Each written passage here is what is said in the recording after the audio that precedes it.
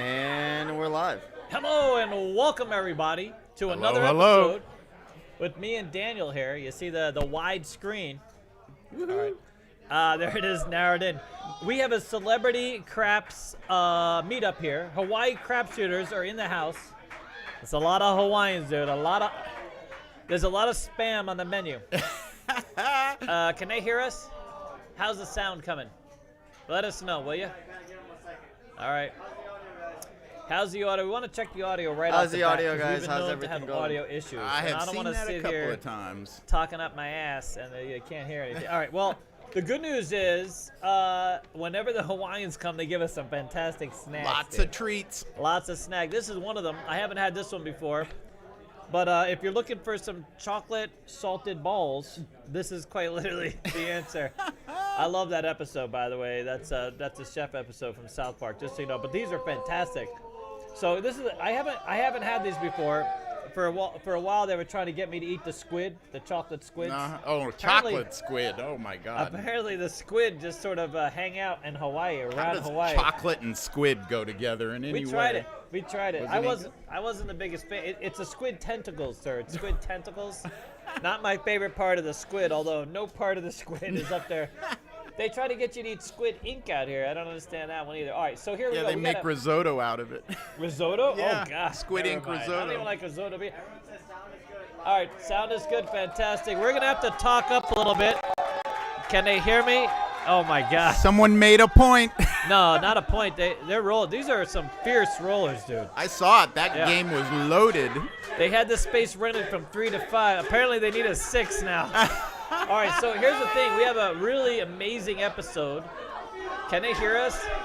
They can hear us. We can't hear ourselves, we though. can't hear anything. Okay, I get it. So we got a lot of roulette fans. So this is going to be a roulette show. Woohoo! And I've got, can you guys hear that? That's craps right there. But this show is about roulette. They 100% can hear that. I don't think people like Casino Quest at all. They sound like they're having a terrible time out there. They're having a pretty good time, sir. They're enjoying themselves. By the way, they're broadcasting this live on some other channel. I probably shouldn't have said that because now everybody's going over. But I got the roulette guy here, just so you know. Woo-hoo. Daniel has been a roulette dealer / supervisor. How long? 30 years. 30 years. Give or take. And we're talking a top tier casino. So not like a low tier or a break-in. You've been dealing with some high limit. Oh, yeah. For almost your whole career in Vegas. Oh, yeah. Absolutely. So that's who we got. We got the guy for roulette, and we're going to go down the list. I think this is going to be a very impactful episode. We're going to have My favorite. You feeling it? Yeah, absolutely. Daniel teaches single zero to the students at CEG. And he's already graduated quite a few who have gone on to be SR dealers, who are working on auditions now. And before I get into it, let me I'm going to go down quickly our promos and get the promos out the way. If you wanna come down and reserve some time, it's CasinoQuest.biz. Oh no, not RSVP. Oh my God, not that one. That's no longer there, by the way. But CasinoQuest.biz. He's fixing it. Shop CasinoQuest.com if you like some merch. You can get like this shirt right here, buddy. Not the balls, just the shirt. He is ballless, apparently. Yeah, there's not a lot of candy in there. Dennis won't let us have it. It won't let us no sugar. And then crapsy.com if you're interested in craps. But this is gonna be all about. Yeah, I'm gonna get through this quickly. Wow, they're loud. Okay. So here's the thing. Here, go to that next slide. So here's the topic. So we're gonna get right to it. People talk a lot of smack about me wasting and going on tangents. Well, we're gonna give away stuff later. That's a tangent. We'll do that. That's nice. A good tangent. But here's the thing. Roulette. Why we love roulette. We're gonna go with a brief history. By the way, I was doing the research on the history of roulette. It's fascinating. It really is interesting, and it Holy is. smokes. I have heard so many stories about how roulette got invented. We're gonna get to that. We're gonna get to that. All right, and then we're gonna go over the. There's a few variations out there. Oh yeah. Then we're gonna go over the basic bets because this is the gambler series. So we're gonna break down the bets that you can make on a typical game. On a regular roulette table. You know what we call. Yep. And then we're gonna go over some strategies. So I have them sort of enumerated different strategies, and then the strategy for us 24 plus 8 version 2 is our number 1.8 million views on YouTube. It's our #1 most popular strategy out there. Mm-hmm. By the way, there's one topic missing. Topic number 7 is the roulette dealer career.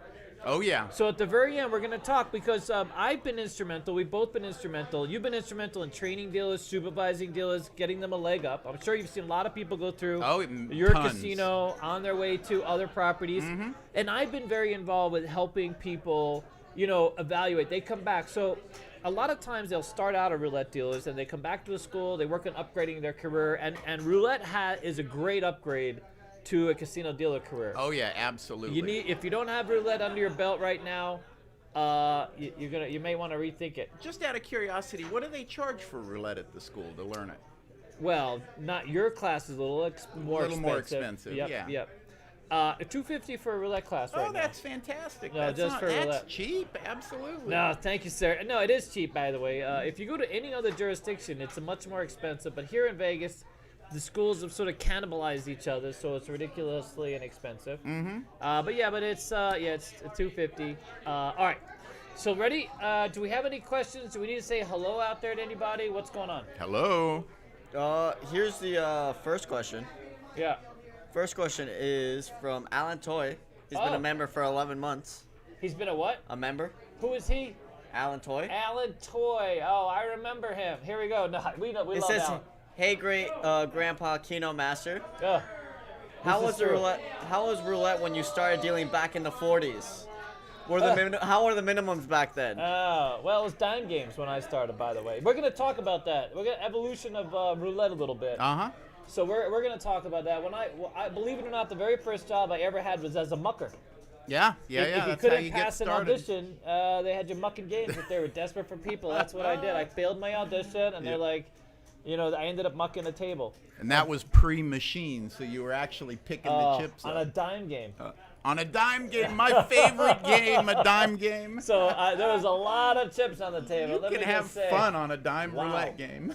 And I refused to use my thumbs like a real mucker, so they hated me as a mucker. I was always getting yelled at, but hey, and then I never set up the bets for them. Well, okay, we'll talk about that later, but here's the thing. Why do we love roulette? That's my next slide. You ready? Oh, wait, I'm on that slide. That's the slide I'm on right now. Why we love roulette. So here's why we love roulette. You know what the #1 reason I hear people love roulette? Why is that? Not for the win, but for the comps. Mm-hmm. It's great for comps. It really is. Right? Really is. Everything counts. Every bet you make counts. A lot of these games, only certain parts of your bet count towards your comp. Ultimate Texas Hold'em, a lot of different games. But on roulette, every penny you put on that table counts. Even if you're hedging, so you're playing red and black, you can build up comp privileges, and yeah, it's great. No, we love. Oh, is that? They caught me while I was eating I'm working on a chocolate ball right here. Okay. The other thing is ease of play.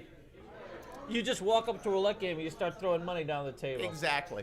It's really easy. Like you bet here, you bet there. Most people, it's funny because I was always stunned at the number of people who have no idea how much stuff pays.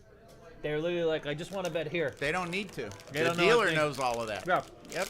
Okay. That's the nicest thing about roulette is that there's no strategy that's really there. So if you walk up and you put your money on a roulette table, your chances are as good as mine to walk away a winner. It's all luck. So you really don't have to worry about not knowing something that's going to hurt you. It's not there. You just play the game. And then for the two of you who are still tuned in, we're going to get to the strategy. So you know that we built a roulette channel. Oh, my God. Look at it. On strategies. Huh? Yeah, no, we saw a wrapper hanging out of your mouth there. I thought you did that on purpose. You're showing them how it's done. Hey, all right.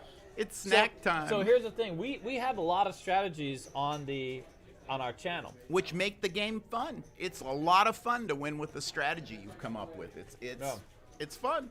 But I always talk to people, the difference between craps and roulette is roulette, only one number wins. Mm-hmm. Technically, on a dice game, that's true. But on a dice game, you have a lot of working bets that are part of the hand or the roll. You know what I mean? Yep. Whereas roulette is reset. Every single spin is a new reality. Mm-hmm.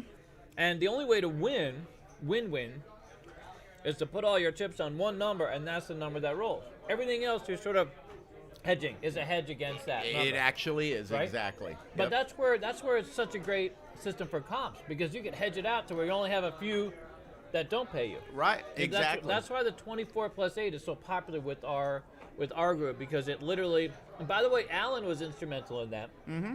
I mean, a lot of people played some variation of it, but Alan was the first one to submit it like that for our YouTube audience. Right. And we're gonna show it, but a lot of people, you can sit at the casino for hours just collecting credits for comps. It's quite something. All right, well, the range of bets, there's a lot of different ways to bet on a roulette game. Sure. You Yep. can bet the columns, straight up, splits. There's a lot of different things you can do. I love, if you can afford to bet on a single zero table, you can also call out the foofy bets. Oh, yeah. We're gonna They're get not to those. foofy, but they're good bets. Yeah. Yeah. You can be like, listen, I want the violin. You know what I mean? You know which bet I'm talking about. Voisin. Yeah. So he knows. But I had someone walk up and go, listen, I want to bet the violin. Well, you're gonna have to play the violin over there, dude. I don't know what the hell you're Not talking with about. us. All right, and then we talk about even money.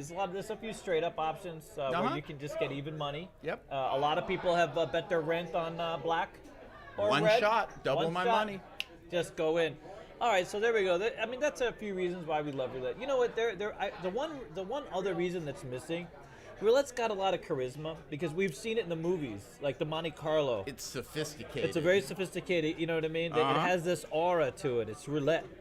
Absolutely. Which I it's think actually is one of the first gaming table we ever saw on television. James Bond Yeah. used to always play roulette, bet number 17, and to this day, a lot of dealers say number 17 when you ask them for a number. Their They favorite tell you number. number 17, and it's kind of traditional. Baccarat too was played. Oh, yeah. The old Quite a Baccarat, bit. classic big Bac. French Bach. Yeah, the big Bac where they have the high chair and all the other stuff. Oh, and, yeah. And they have the paddle with the big square plaques.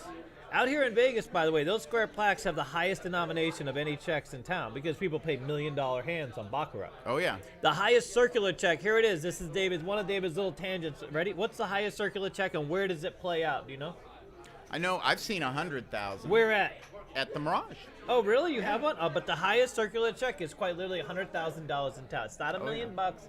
$1 million is on the plaques. They do have $1 million plaques, the square plaques, but circular checks only go to 100,000 here in Vegas.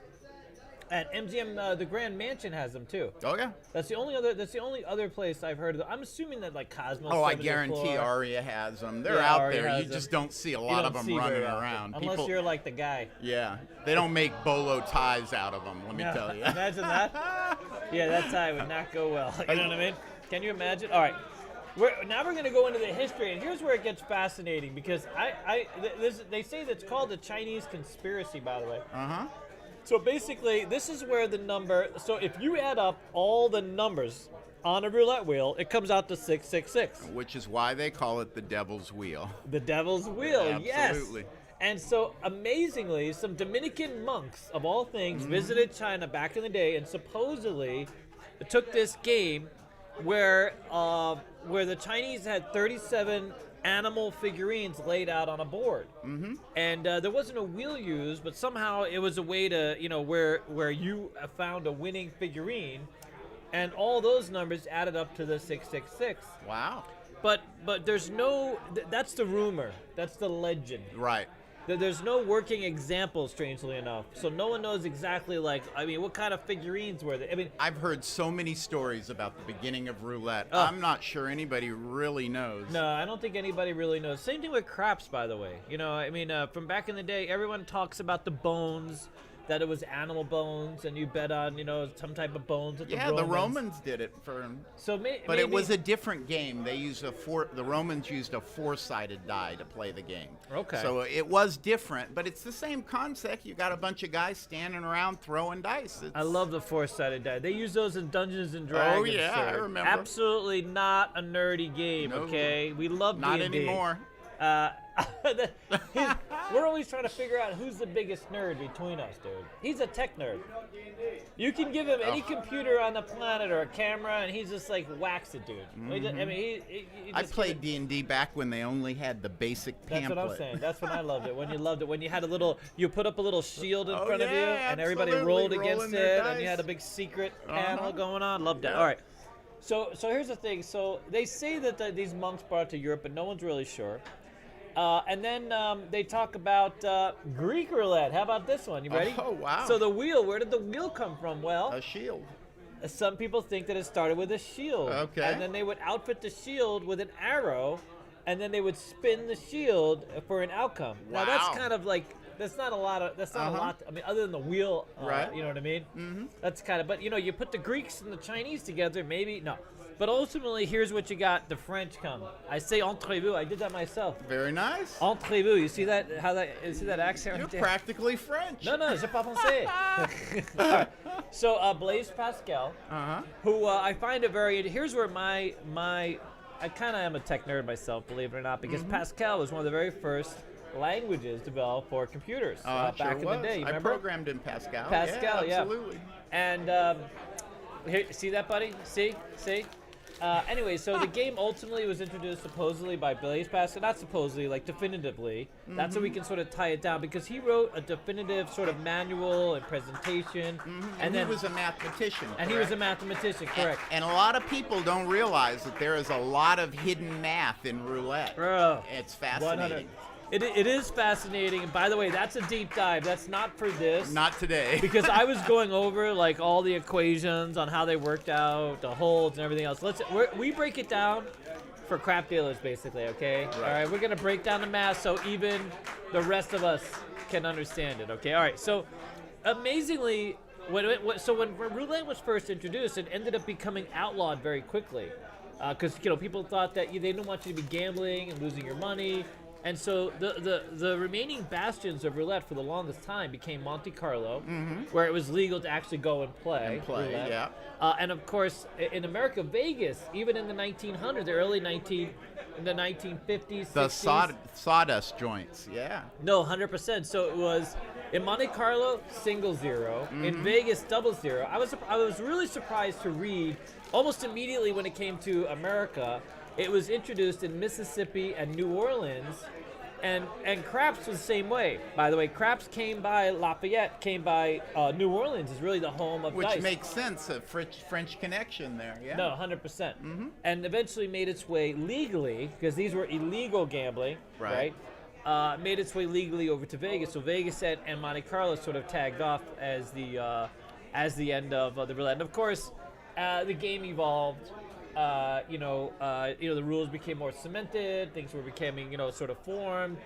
Interestingly, in Monte Carlo, they used to put the wheel in the center of the table, and people would play on each side.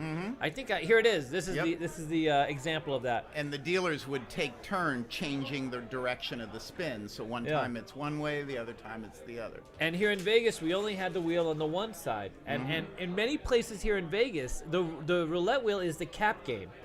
Right, the end of the pit. Is the end of the pit. So they use roulette as the cap, unless they only have one dice game. And then sometimes you'll have roulette on one cap and the dice game being the other cap, because obviously the dice game is very big. Yep. But if you work at a casino like the Rio, many of the casinos I worked at back in the day that were bigger had their own dice pit. Roulettes were always the caps of the blackjack pit, the card games. You know what I mean? It was always roulette on both sides. And then one left hand and one right hand wheel, depending upon the traffic or how the casino was set up, right? Sure. That was the other thing. One had a left-handed layout, which is different, and then a right-handed layout with the wheel on the other side, which is different, depending upon how you And went. the European roulette has an even different left-handed wheel, so it's completely different from the American left-handed. Wow, interesting. Yeah. So I really was surprised. So here we're gonna go to the variations. We're gonna get through this because I think a lot of people want to get to us breaking down we're gonna break down some of the math, the bets, and then the strategies, and we're gonna evolve, the discussions. I'm sure there's gonna be lots of tangents. But guaranteed. before we get there, you ready? What? I don't have the shirt on right now, but we picked up a new sponsor this week. It's called Into the AM. We have one of the shirts in the damn closet, but you guys will see that the ad coming out. The shirts are fantastic. We have a special offer Here, you talk for a second. Hey, put the camera on him, will you? Oh, okay. We have the technology. We have it, yeah. And I'm gonna go hit the closet real quick, and I'm gonna get this shirt out. Wait a minute, hold on a second. Say hello to everybody, Dan. Let them know. How's everybody tonight? So, roulette, it started mostly in France, and that's where you have the big elaborate game with 2 dealers and a guy in the chair. And then the British, they started dealing the simplified version, and that's kind of what we deal, except that it's now got 2 zeros. In America, they wanted to bump up the edge, and that's really the evolution of the game. Mostly started in France, evolved in England, and what we've got is kind of a mix of the 2 games. Look at this. Okay, ready? Oh, You guys very gotta cool. check this out. So here's what happened, right? We came across this brand randomly, and then we asked them. We reached out to them and said, "Hey, we love your stuff. Would you mind sending us some stuff? We're gonna put it. We'll just wear it. And, now it's evolved a little bit. We did a little commercial, a little jingle."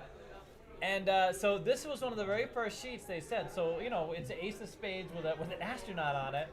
I wear this. Every time I wear one of their tees, the graphic tees, people ask me where I got these things from.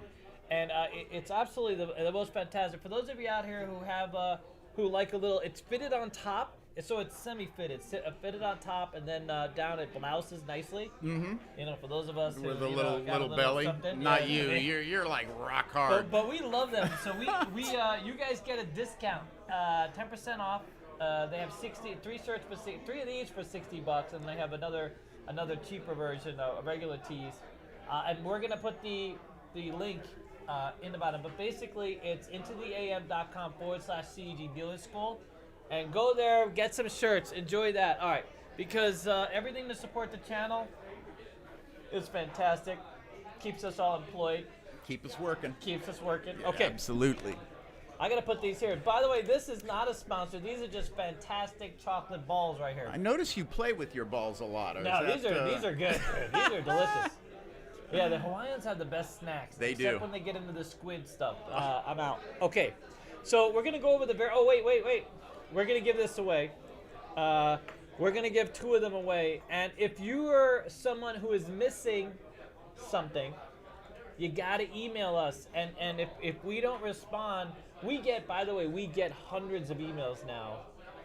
Not a day, but every couple days. And so some of our main email accounts, so we've tried to kind of sort them out. We have someone who works for us that tries to work through some of this. But it's not always easy, and some of it goes right to spam. Oh my goodness, yeah. But anyways, we're gonna give away 2 of the lanyards today. 2 of the lanyards, okay? These are left over from Dennis's party.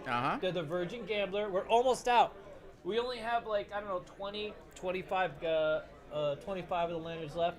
But we're gonna send these out, and we're gonna do it at 100 and then a 150. 100 and 150 So for those of you out there, just hit the subscribe button. If you're not subscribed, you might as well go ahead and subscribe. You got to support us if you want to hear this type of format.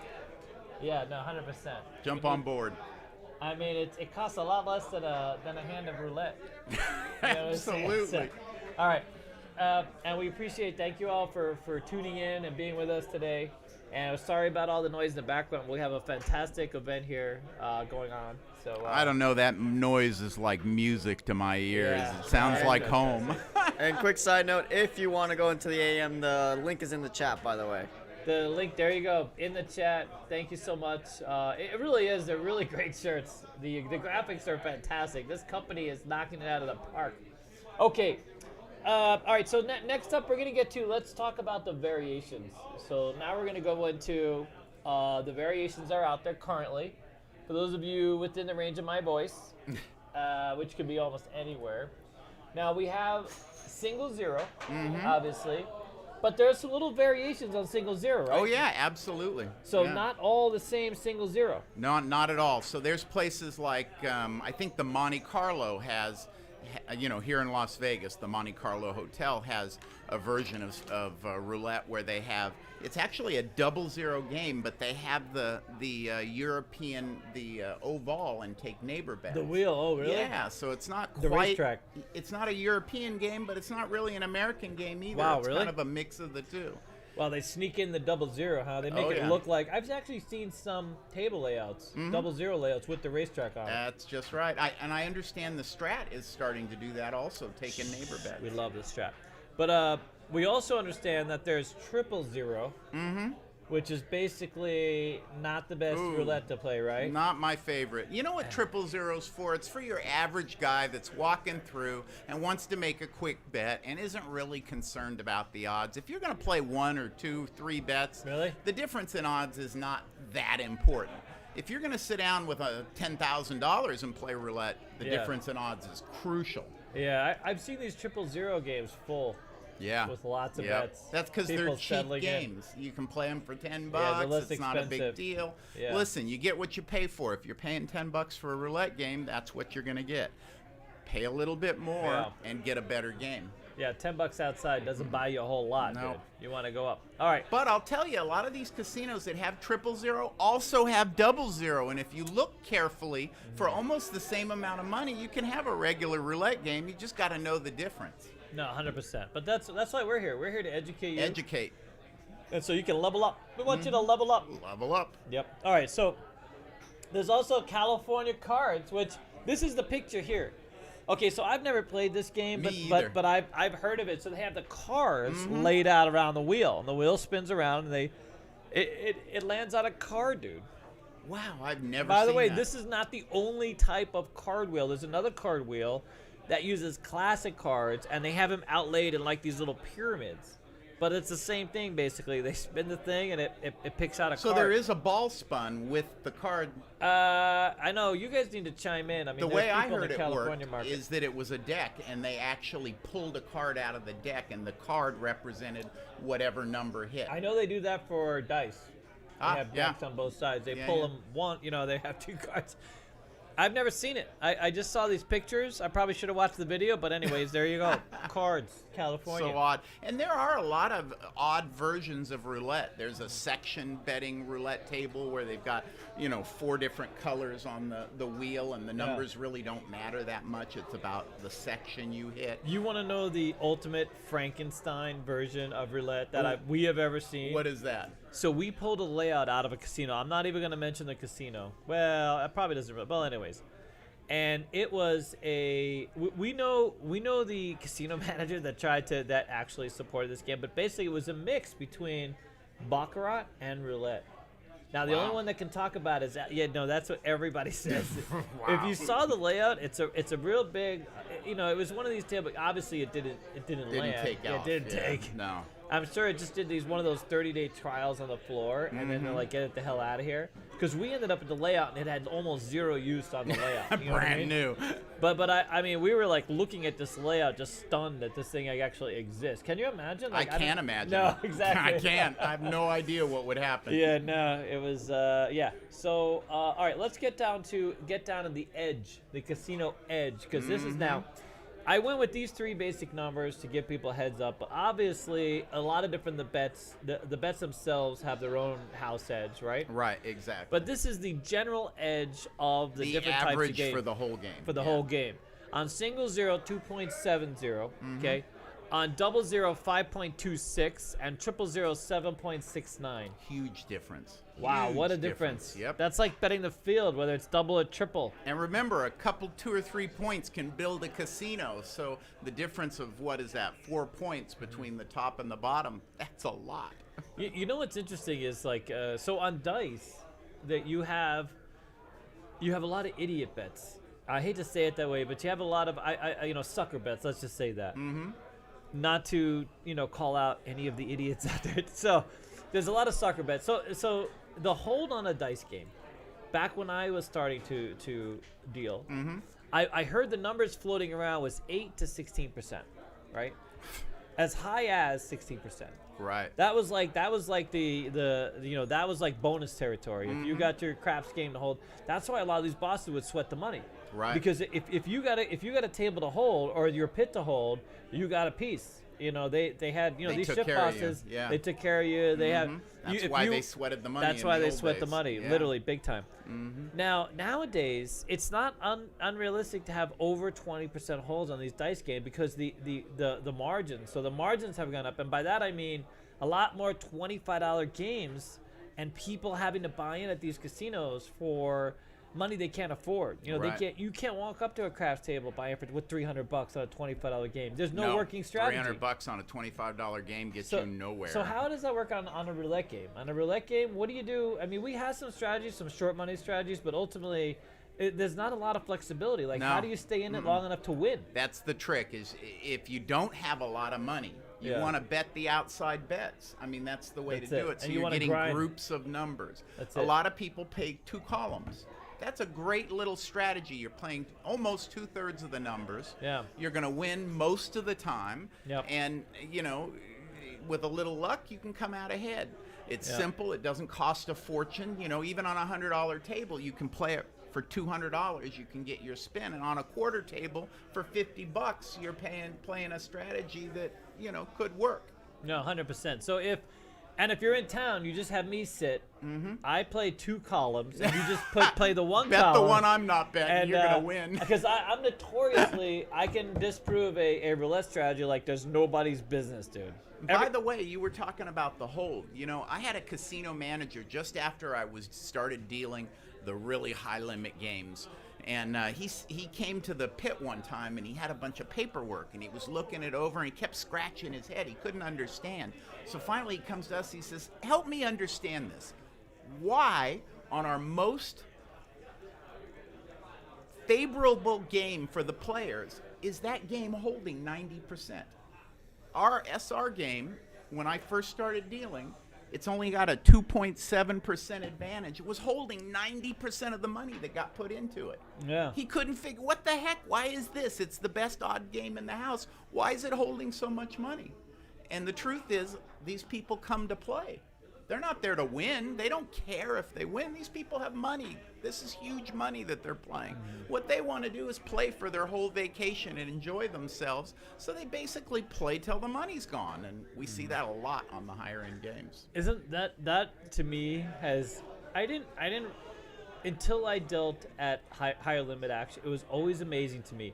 The best strategies and the most aggressive strategies are played by sort of the mid-tier person, the person that's Absolutely. really trying to Make money. create opportunity.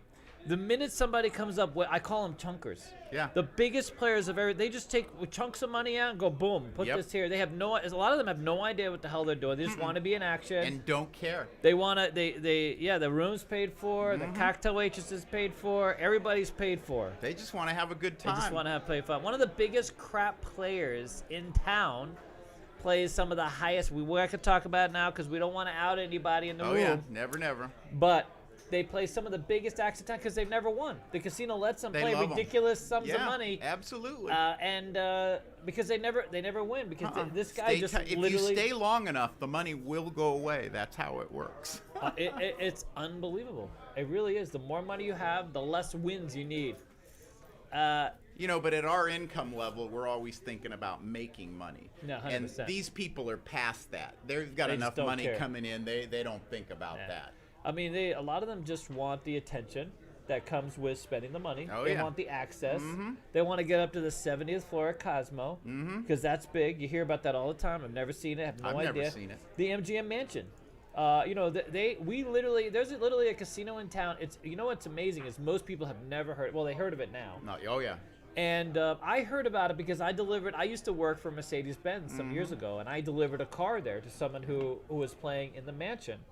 And they have this one entrance, and you go through it because you're not allowed in the story about how the mansions got started? there. No. So originally, we had this really wealthy player, Packard, who used to Yeah, come to town, Terry and he Packard, was a phenomenon.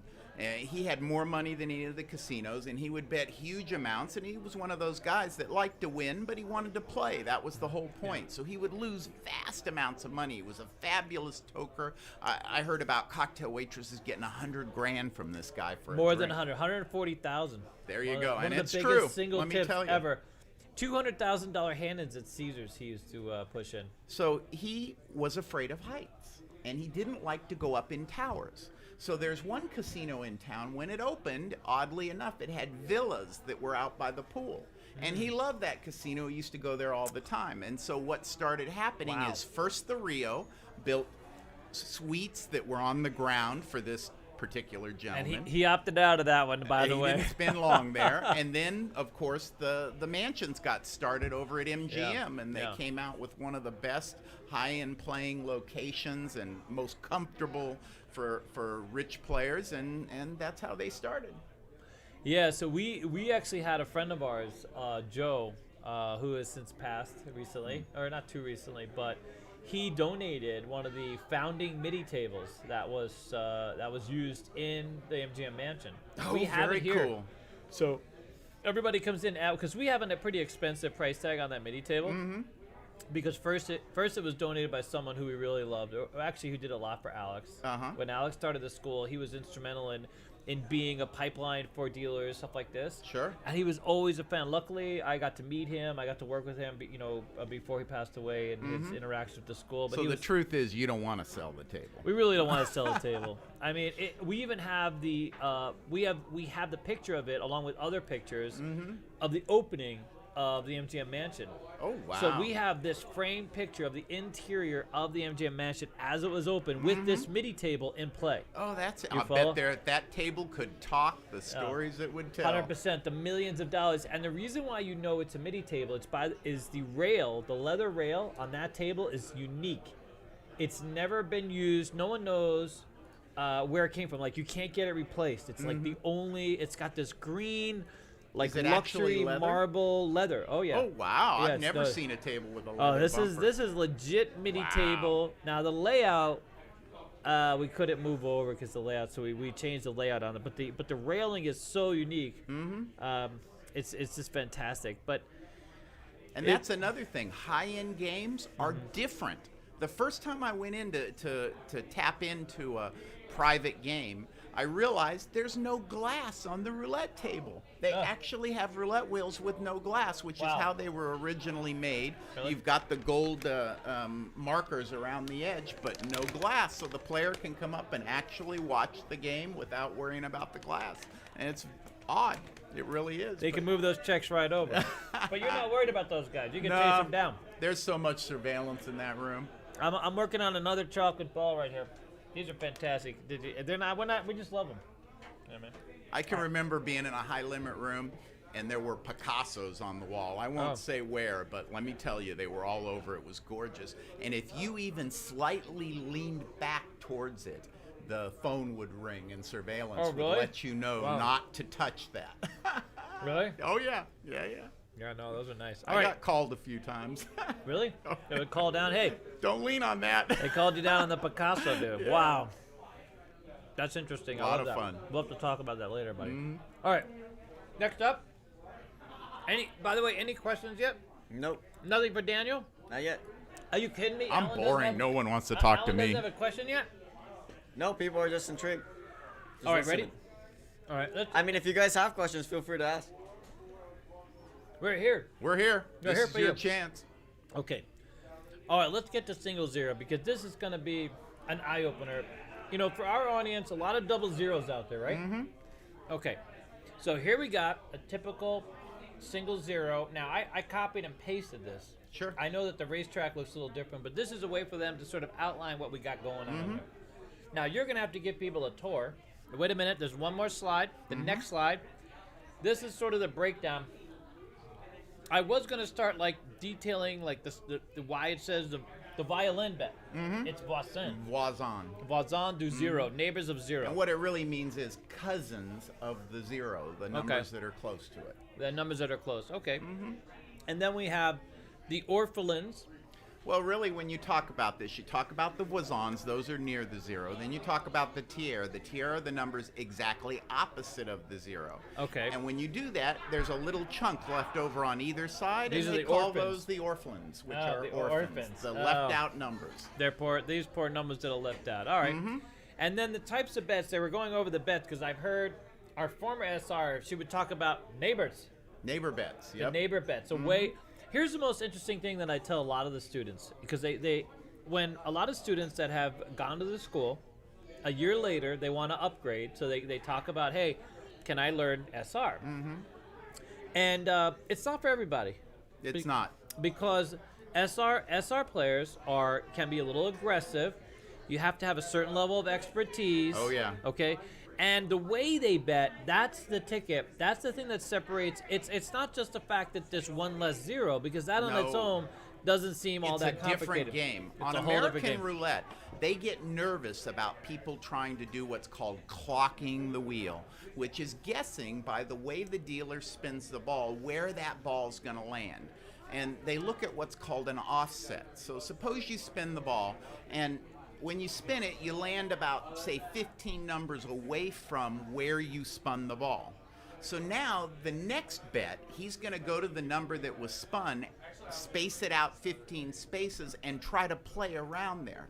Well, on American roulette, they're always nervous about that. Like, someone's clocking the wheel. That's a dangerous thing. Right. On European roulette, it's exactly the opposite. That's the game. That's what you're doing. So when you spin the ball, you always spin from the last number that was rolled, so that they have some consistency. And then in the game, we have ways that you can bet large groups of numbers really fast. So if you want to walk over there and say, cover the tiers away from the zero, that whole section, you can bet that with one bet, all of those numbers quickly. That's what the racetrack is for. That's what it's for. And the neighbor bets let you actually make up your own section. A neighbor bet means you're covering 5 numbers all together on the wheel, and you call it by the number in the center. So say on this wheel, 0 in the neighbors, you would have 3, 26, 0, 32, and 15, each one with 1 unit on it. So it's a 5-piece bet.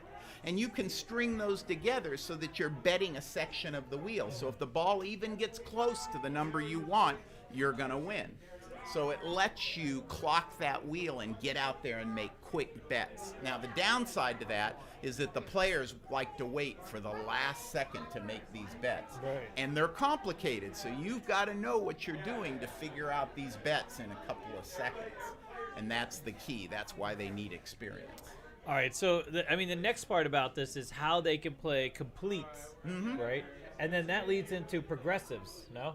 Yeah. So how does that work? How do the progressives work? Well, see, I'm not sure what you mean by progressive. What do you mean by that? I don't know what the hell I meant. I just know that. So what is So a complete? a complete bet is a way you play a number and you're playing it in a ratio. So what that means is every bet in a complete bet basically pays the same amount as a straight up chip. Oh, yeah. So if you're going to play a corner, which is a bet that covers 4 numbers, you put 4 units on that. If you're going to play a split, Yeah. it gets 2 units. So every way you can get at the number is covered in that ratio. And what that means is that each bet is basically a straight up, which allows us to pay it in a much simpler way than you would Okay, so think. that's what I'm talking about, because what she would talk about is how you can then build that bet. Oh yeah, absolutely. So the way that's the progressive part And of that's it, where what you they're can gonna do. progress the bet. They're So- going to play it by 1 piece, so it Then might by take 2 4, pieces, and then by 2, 2, and then- 3, yes, got and it, 4 yeah. as they get, the longer it takes. But when you hit one of those bets, it pays. It pays, So, yeah. like for instance, you could pay 17 complete by 40,000. That's $1,000 a chip, 40 chips spread out on the number. And it pays $392,000. That's Wow. one hit. One if hit. you hit it dead on. Yeah. That's a lot of money, and I've paid that more than once. I mean, that's a bet that people make and get paid for. And Fantastic. in fact, I hit 2 like that one time. The number 2 takes 36 units, pays 396 units, which would be 396,000, and then I repeated on it. Wow. I can still remember the casino manager walking away shaking his head. No, I bet you. It was Not a lot of hilarious. hold that day, huh? No, not much. Wow. They're like, hey, sir, will you be back? We hope so, because we need that to pay bills. I was lucky. There weren't that many people that could deal at that level, so they couldn't just throw me out and put somebody else in my spot. So. Wow. So that's the one thing I love about being a great dealer. You become invaluable to the casino. Absolutely. As a good dice dealer, I knew that my job most of the time was safe, because Yep. I was it. There weren't many of us that could deal at a certain level. And so that was why I practiced every day, still to this day, practicing. Oh yeah, I have to keep my skills up. The other day, I went to cut some checks and I realized, boy, it's been a little long since I practiced this, and I should maybe work on it. I keep checks with me most of the time, just literally right near me, you know, as much as I can and practice. But I do teach run enough. a dealer school. I do run a dealer school. I have some extra stacks here and there. Okay, so let's go over 00. Let's get back to the easier stuff. Well, we have a couple questions. Oh, we have some questions? Go.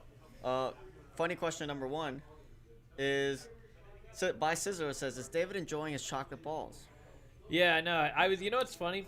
I was just thinking about that. So I used to get a lot of crap for eating while we were doing anything. So I've actually done videos where in the middle of the video I break out some chips because I need some calories, dude. I need calories. He's so skinny, he's got to eat regularly. Yeah. There you go. Thank you, sir. Appreciate you. We're at different levels. So and then people just chime in automatically. You know, oh my God, he's eating while he's trying to. But you know, we used to care. I used to care. I love our audience. The positive stuff. Right. The negative stuff. My thing is, you can kind of suck it at this point. You know what I'm saying? Absolutely. I'm sitting here. I'm hungry. I want some chocolate balls. That's what I'm gonna grab. So I'm gonna enjoy that while I'm here. And you know, the rest of it is just music. You know, I mean, right now, you guys should know. Right now, we're planning on building out Casino Quest. We're coming, and we have been. Thanks to you guys, everybody watching. I know our podcast is a little smaller audience, but then it grows. People watch it, you know, coming forward. We try to put out some really good content if we can. But everything we do is organic and authentic, man. You know. And this is what we've always been about. When we started out, we used to do take after take after take. We were always nervous, and we're always like, it was tough. It really was. I would get nervous to a camera sitting there where I was all by myself, huh? Flat on the mic. Don't talk to the top. Oh yeah, flat in the mic. Yeah. See that, like there stuff you like go. this. But we used to sit there and we would do take after take, and I would get there would just be me and the camera because I would be like, okay, everybody leave the room. It must have been fun to watch you. It was, and now it's like, you know what? There was a day. It was about 40 videos in. I was talking to Timmy, and I was coming back, and I had gotten over this whole. I was nervous, and I was getting interrupted all the time. And Timmy was like, dude, just forget about it. Just be yourself. Just be yourself. That's and what they want I was to see. like, you know what? Screw it. Yeah. I'm going to just be myself. You know what I mean? But anyways, I loved eating that. And that was my tangent for the day. Back to the roulette. What do we got? Well, Sergio, last funny question is, Yes. Sergio says, what are the balls made out of? They're they're chocolate and macadamia macadamia nuts. Oh, dude. yeah. The Hawaiians, man, when it comes to the macadamia, they know how to do literally everything with a macadamia nut. I think they could build houses with macadamia nuts at this Well, point. and there's Hawaiian chocolate now. They're actually growing cacao there and making. So this is probably I all so from believe it. Hawaii. And let Everything. me tell you, you can taste it. So they bring us all this stuff, but what's his name won't let me eat it. He hides it from me. He's like, you know what I mean? He's like the food police over here. Okay, I am trying to lose a little weight, trying to get down to my little Even fit. skinnier. I mean, I got a birthday coming up, dude. I'm trying to get to the EDC concert with Would my you sock. believe he's about the same age as me? I mean, it doesn't really show, does it? Thank you, sir. This is why we have you on. The before and Make after, up to the right? main game, please. Okay. Next question is, and Next this is for question. Daniel. Yes. Did you ever get nervous about that kind of money? You know, in the beginning, it was flat terrifying. I went from a $15 game to dealing to $1,000 checks, and it was from one day to the next.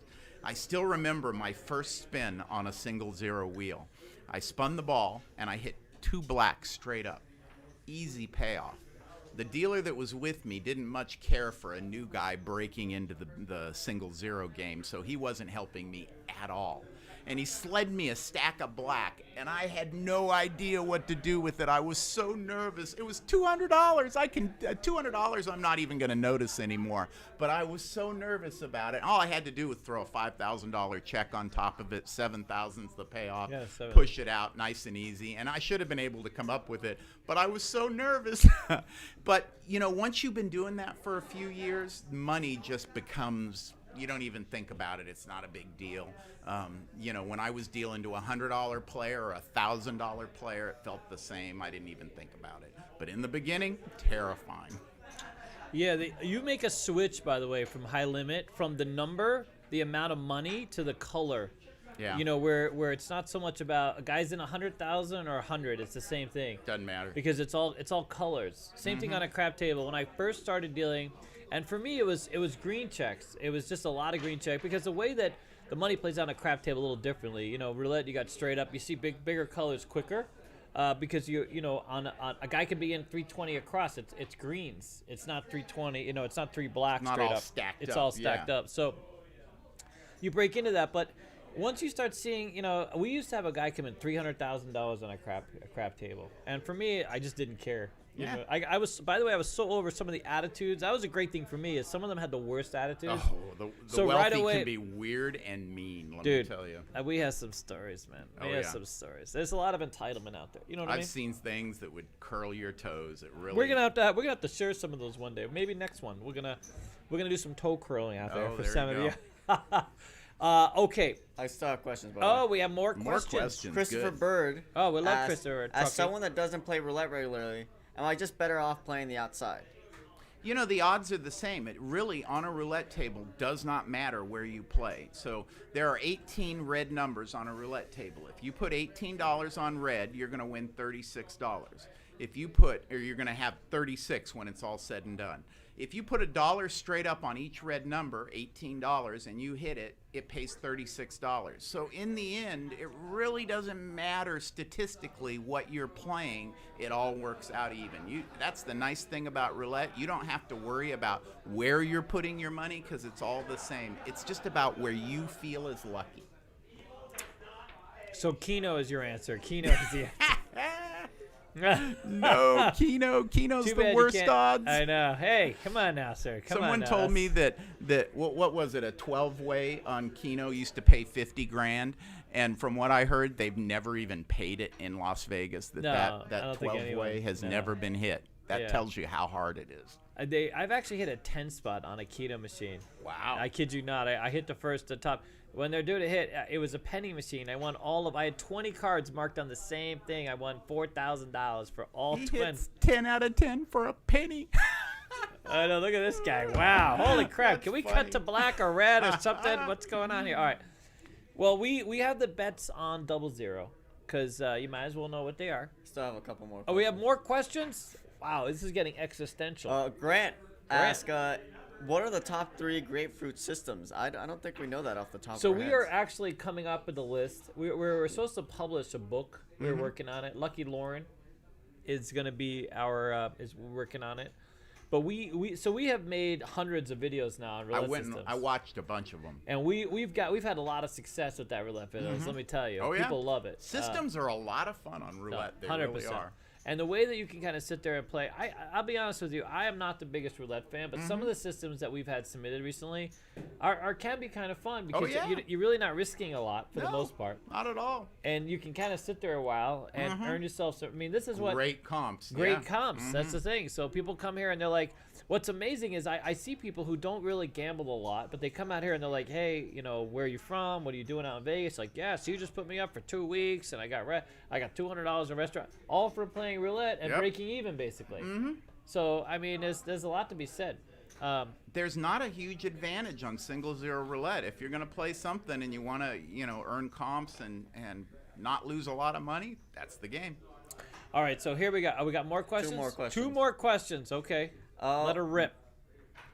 First off, I want to read this. We have some super chats too, by the way. Fantastic. Floor Access says, I watch the roulette systems for David's tangents just as much as I watch the system for the system itself. See that? Thank you, Jesus. See, and you know what? I really appreciate that because we got a few haters out there, but we love you guys. Thank you so much for saying that. I appreciate that. Believe it or not. Floor Access gives us $5. Says, everyone watching, hit the like button. Yeah, we want to give away some lanyards. Oh, yeah. We got 2 lanyards here. We can give away more stuff. We have more stuff, don't we? Have more stuff. I think you do. We got a lot of stuff around here. I love. Don't you have your wallet with you? Break out some Oh, credit God. cards. There's not enough credit. Credit's not cheap anymore, sir. No, Okay, it is not. credit cards are going. Okay, ready? So Can we get to the here's bets? the actual questions because that was just a super chat. Oh, that was. Is there a super winning chat. strategy to single zero? A winning strategy. Is there Good a system question. that's going to make you win all the time? No, not really. The You know- odds work out, but there are a lot of systems that have a little merit.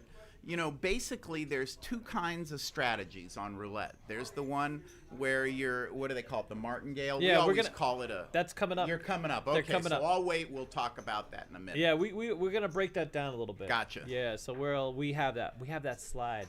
Ah, I've very been hard good. at work on the slides. He's everybody. got a slide. But And so the bets, the zero, the double zero. You ready? Last We're gonna question. move forward. Okay, but as long as it's not a strategy question, we got in a minute. What is the easiest way to bet neighbors new to single zero? Bet the neighbors. The easiest way. Well, it's a 5-piece bet.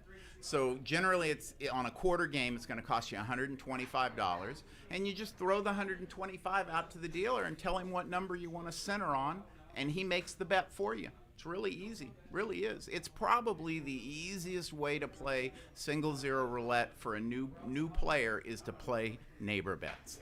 Very simple. You know what we need to do? We need to film you playing at our table at CEG. Oh, I'd love it. Yeah. Wouldn't that that'd be fun. great? I'd And you do can it in a- explain. You can be the dealer, and you can explain how the bets are made. Oh yeah, absolutely. We could break them in just like we break them in here. Yeah, You know, on yeah, dice, yeah. how to break in on the single How to zero. play. I'm sure a lot of people would love that. Because it takes a little bit of knowledge. Now, it's not something you got to be a numbers expert because the dealer handles all that. But, there are some ways to do it and a little etiquette involved and things like that. But it's fun. Let me tell you, the most fun I ever had was dealing a monster $25 single zero roulette game. Really? A lot of fun. I know that in the casino dealer space, by the way, for those of you who are interested, there are two paths really. It's craps or roulette. Right. In terms of like people that have the most fun dealing those games. Every time you have an anomaly, someone who actually likes dealing Baccarat. Not very many. But it could be a lot of the games. It can be a little mundane. Like by the way, we have someone whose bucket list was to deal just blackjack. Literally just knows blackjack. Deals at a strip casino. Only deals blackjack. Loves it. Deals high limit, low limit. Doesn't matter. Just deals blackjack all day long and loves it. But that's not the experience that I know. Most dealers will either gravitate to being loving roulette or loving craps.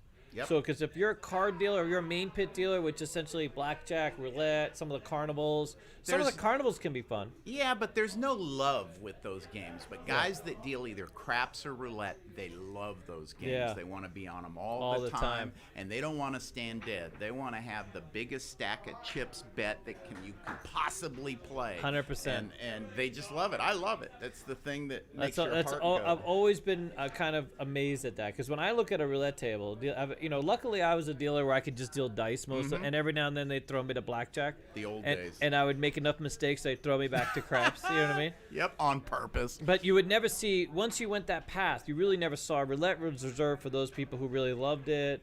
And same thing with craps. Yeah. I mean, you weren't tapping me out. No, You know never, what I'm saying? But never. you weren't. I've You're never also been not, on a craps table. I'd never. and you're also not tapping out that good roulette dealer. No. That guy's in there. it's not as firm as it used to be. Now they don't leave you on one game enough to really become an expert on that game. Wow. The people that are dealing roulette, they're okay. They deal 2 days a week, maybe sometimes 3, but there aren't that many that actually get locked in on it and deal it every day. Yeah. When I dealt 15 years on roulette and pretty much only roulette. My whole career, I had maybe 4 months, 5 months on blackjack. The rest of my time was on a roulette wheel, period.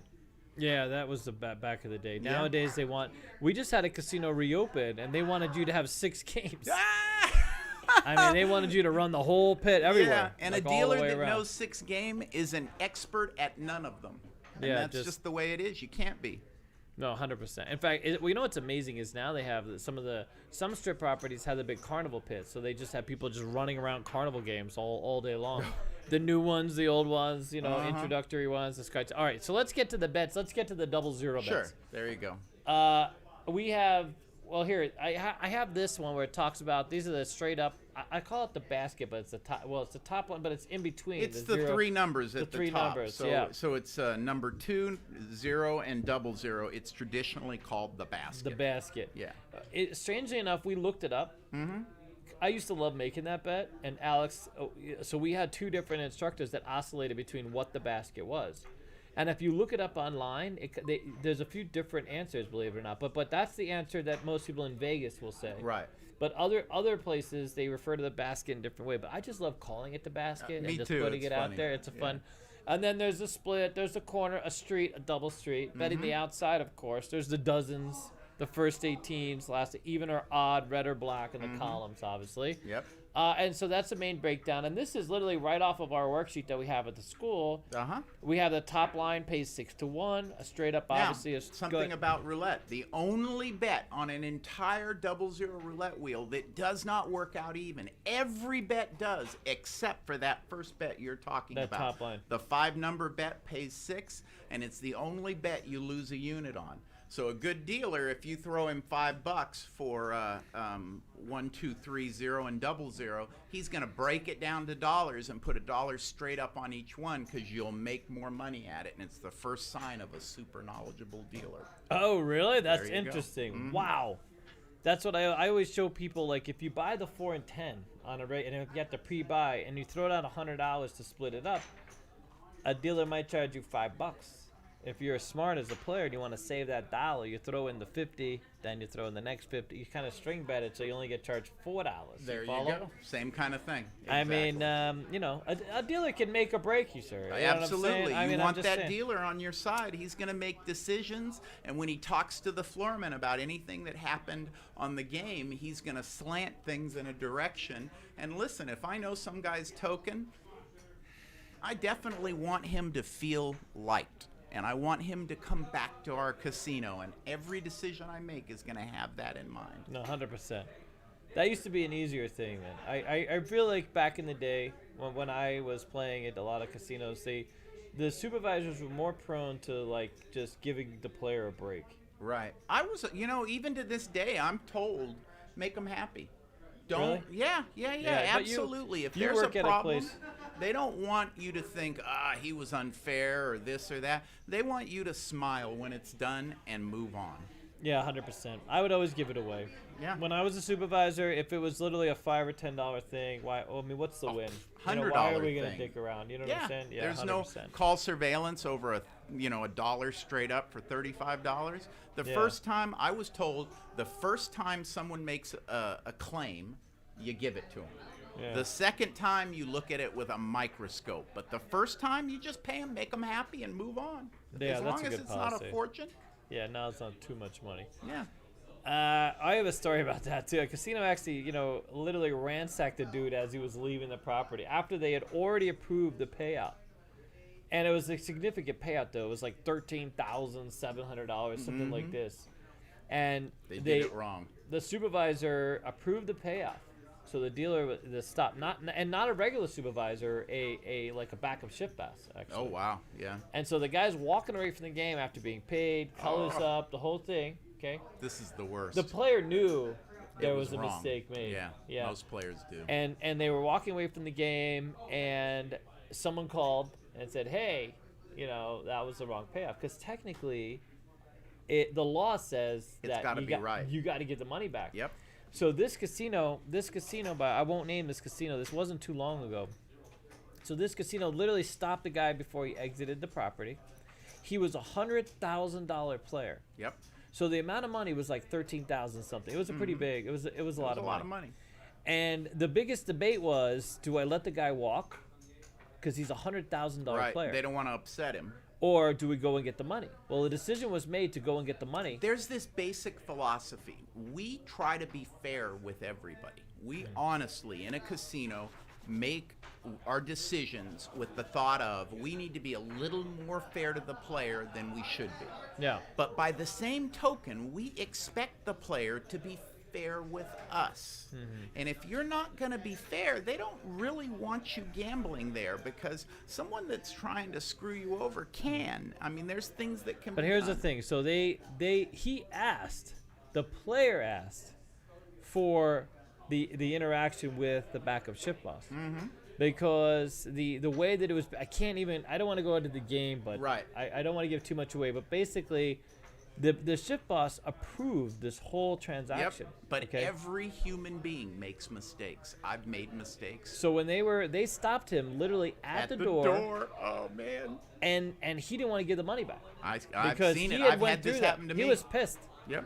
And this casino called the gaming commission to resolve it with him because he was not willing Yeah. to concede with the casino itself. And they say, listen, if you walk out that door, it's theft.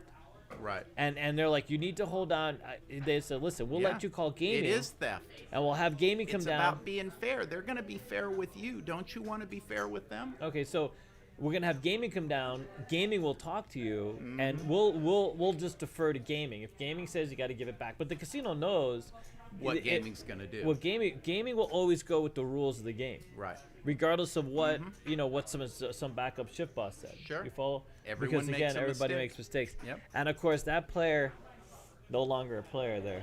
Canceled and their that marker, happens. the whole thing. Absolutely, were but done. we're back to that philosophy where they'll chase you home to pay you something they owe you. They will pay you, but they expect you to also be fair with them, and it's just one of the basic tenets of gambling that everybody treats everybody else with respect. I know it's hard, but you got to understand dealers make mistakes. I'll be honest with you. $13,000 mistake. I can see why the casino went after that money. Was it that much? 13,000. It was the literally mistake? like 13,000 something. Yeah, it's a bit of Yeah. change. But this guy was literally there to lose 100,000. Yeah. And yeah. when you hear about his type of play, because this wasn't a winning gambler, this was Right. just a gambler, right? I would have almost let, and especially when a lot of this casinos would have let that would have let him walk. Oh yeah, I was no doubt. amazed to hear them call gaming, because That to me I've that never almost seen made it. happen. Oh yes. Not over 13,000. That's kind of a small amount of money. Well, in the I think they casino were more world. worried about losing. They were hoping that if a neutral body came in and said something, Explained it to him. explained it how it works in terms of giving back the money. Right. And they basically gaming said, listen, if you don't give back the money, it's theft. And they're not going to let you play there ever again. But he brought up the idea that, well, the casino can give me the money, which they can. I mean, I've seen a casino give out a $140,000 necklace for being late to pick up a player Yep. who was going to lose $2 million. Yeah, though. absolutely. And so this is the thing, because I get asked a lot about the contract bets. So on craps table, well, but just like every bet, you put down a money on blackjack, that's a contract bet with the casino. Once those cards go out, you're in. People don't realize everything we're doing is a contract between the two of you. Right. From the play, it's a contract. But the casino can choose. So I've had many cases where a player was asked to leave, even in the middle of shooting, and the casino was like, "Here, push his checks back, and give him his money back and let him leave." I had a guy who had probably $1,500 in come bets and a pass line bet, was shooting the dice. They evicted this player, gave him all his bets back. The pit manager gave him all the bets back. Now, Take it all down. Yeah. on the flip side of that, I know of someone who, almost not the exact same scenario, but a similar scenario, and they were like, "Sir, step back from the game." Security had to help him. The guy wanted to take his pass line bet. He also had come bets. $25, $50 come bets, pretty significant money on the table.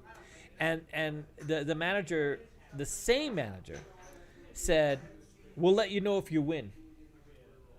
Yeah, Wow. 100%. I've never heard of that. So let him take down his odds, gave him all his odds back, but every contract bet on the table, he would not let that player take down because it's a contract bet. And he was a shooter.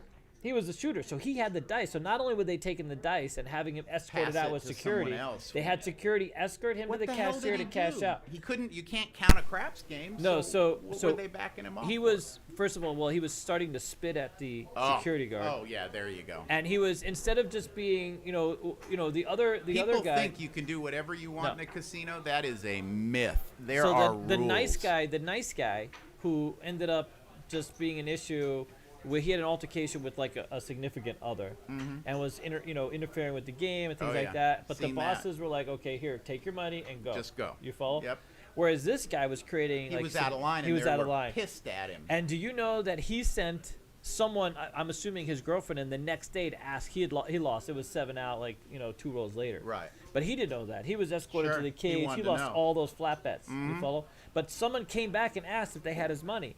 And I was legitimately on that table. If he had won, there would have been Oh a yeah, stack. they would have got his money to him. They no would have got doubt. his money. It's You know what I legal. mean? You got to. But I've seen that happen quite a bit where they have someone who, the casino can make that choice. Oh yeah, 100 yeah. it's I've private seen property. them pay bets that they shouldn't have paid, and I've seen them give people a hard time and not pay anything if they think you're out of line, you're causing problems with other players, you're getting rude. Let me tell you, get hostile with the dealer and you will stop playing. Even if you're $1 million player, I've seen people run out for, assaulting a dealer in odd ways, things like that.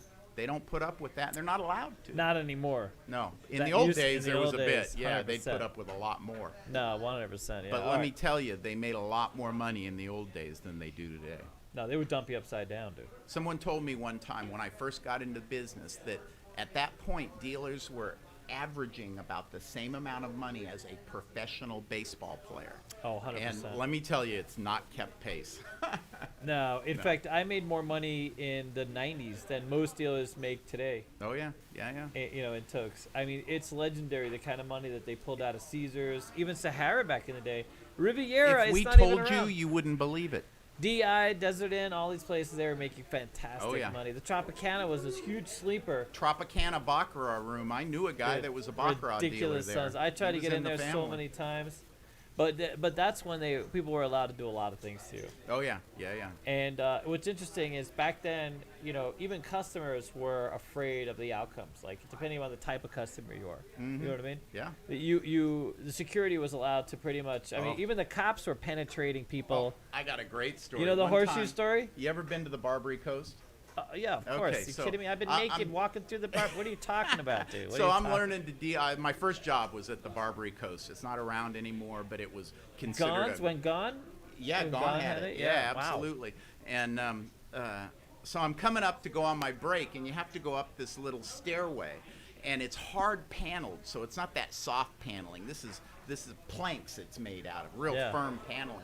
And as I'm starting to come up the stairs, this guy rolls out onto the bottom of the stairs with his hands handcuffed behind him. And I'm thinking, oh my God, what happened? Somebody fell. Turns out he pissed security off, so instead of bringing him down the elevator, They they rolled him. cuffed his hands behind his back, took him halfway down the stairs, and gave him a little push. Oh, 100%. And I saw that happen more than once. Dude, you remember the horseshoe? They roto-rootered that guy. I don't know. You guys looked that up. That used to be an Urban Dictionary expression back in the day. They took a guy in a closet, and they you know what was amazing is the guy. I'm not sure if it was the guy or security or somebody. They actually called the police, Wow. and when the police showed up, they took him into the closet, and they roto-rootered himself. I Oh my don't want to God. be like. Yeah, don't explain that. Don't you remember? I was literally I haven't working at heard the that Fitz. story. I was at the Fitz when those two police officers were on trial. Really? And the guy was just getting slammed every morning. He would show up at that bar across from my crap table, the lieutenant or sergeant, whoever the supervisor between those two were. Mm-hmm. And basically, they did things with a baton that nobody wants done with a baton. Yeah, okay? good thing those days are pretty much gone. And amazingly, they apparently they didn't know there were security cameras inside this closet. Because there's security cameras everywhere. Right. Yeah, I mean, everywhere. And I would watch this guy just get snookered up. Remember that? I would literally watch him get snookered. This guy would sit there and just take shots, watching. It was this famous video poker bar that was, I used to work graveyard, dice. It was a sleeper. It was a fantastic job. $200 a night, 14 dealers on graveyard at the Fitzgerald downtown. Oh, yeah. This is back in the 90s. Go for your own. It was, Yeah. it was shift for shift. Shift for shift. So yeah, it was great. Graveyard 14 was a dealer, great graveyard. deal. It's Yeah. fantastic. So few people to split. And we would watch this one lady who was a dealer on the strip dealer who would come in to play the video poker. They had only dollar machines, video poker, $4,000 Royal Flush. And every now and then she would hit it, and she was a dealer. Right. She would stiff Oh. everybody. No tokes worst. whatsoever. The worst. And we would yell at her. People would just yell at her because she was just a B and Dealers a B. hate other dealers that don't toke. And you can stiff. spot a dealer on a game. No dealer can sit down on a game and be there for any amount Yeah. of time without everyone around them knowing they're a dealer. No. You can tell by the way they handle the checks and play the game. It's So totally obvious. So she would come and play this video poker, and she was the B, right? Stiff everybody. So and then this lieutenant or sergeant would show up starting to drink, Uh-huh. and we were hoping maybe she would take her, he would take her in the closet at some give her point, the old baton, work her huh? over. You know what I mean? We're stiffing us all this time. That was like, we would see them sitting next to each other, and I'm like, yeah, it's not gonna go well with her. You know what I mean? This guy is a known harasser, roto-rooter dude. You know what I mean? Oh my God. I worked there with this one friend of mine, and it was always stunning that we would see this guy just saunter over to the courthouse for his hearing, Yeah. just waxed out of his mind. I mean, it was just stunning. This is how everybody got away with everything back then. It was really a madhouse. I worked with a guy at the Gold Coast. I shouldn't say I worked. Let's say I worked with him somewhere related to Coast, maybe most, and he had gotten out of jail for manslaughter. Oh my God. He actually had. And they probably held his job for him, didn't He they? killed somebody prior to that, accidentally, just so you know. Okay. Not on Of purpose. course, it was an accident. But he was in another profession, and he was working at another casino, and accidentally some guy broke his neck. I don't know how it happened, but maybe the guy fell, or you know what I'm saying. You don't know what happens. You know what I'm saying? And here he was. And by the way, he was the nicest guy. I mean, I wouldn't mess with him, but nicest guy that I mean, really, really nice guy. Wow. But and I always wondered, did you learn? I mean, were you that nice before, or did you? or just did you become get out? nice? You know what I mean? Did you get nicer later? But anyways, hey, who am I? All right, so here we go with the bets. Most people know the bets. We got a big, it's pretty easy. All right, what do we got? Before we get too far, ooh. we have Rob, who gave a $10 super chat. Said, Thank you, Thank you Rob. for answering my question. Oh, I you're love very CEG. welcome. And the last question, if I could find it, because I just lost it. I have a question. Yes. What is a respectable tip to deal when cashing out? Is it based off of winnings or certain percentage? Oh, we're gonna have two different views here. I'm gonna let you go first. So go ahead and embarrass yourself, sir. Let them know what you're thinking. You know, it really depends. First of all, it's better to tip as you're going along. You don't want to wait till the end, because then the dealer gets the idea that you're not a toker. So the best thing is every time you hit, give the dealer a chip or two. If you hit a lot, give them 3 or 4. So just proportional.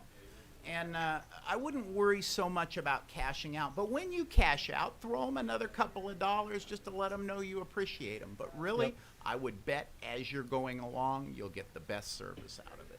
100%. Listen, start with a tip, even if it's a small tip. Yep. Let the dealer know that you have the capacity to tip, and then you're going to get service. Roulette is one of those games where you want a little service. It's crucial. Because especially if you start betting a lot of the same things and you're there. I've seen a lot of people belly up to a roulette table, right? And harass the dealer. Dumbest thing you can do. I mean, not harass the dealer. I wasn't going there. But you come up to the roulette table, you see the dealer right there. And now you're sort of confronted with the game. You can talk to the dealer. They get to know how you like your action, and they'll engage with you. They'll be like, "Hey, you forgot this, corner or whatever." You know what I mean? Yeah. They might help you. And there's some courtesy bets. Maybe it's like me. I'm a lazy roulette player. Hey, can you throw this on whatever all the way the hell up there if I'm at the other end? Sure. But especially on dice, if you start the game, and remember the dealers, there's no minimums for the dealer. Dealer can take whatever the hell you got. Yep. I mean, not a penny or a dime, you know what I mean? But you can throw dollars. Sure. They're happy to take them and play them for the dealers if Play you can. them. Get them involved in the game. They Make love them to have play fun with you. too.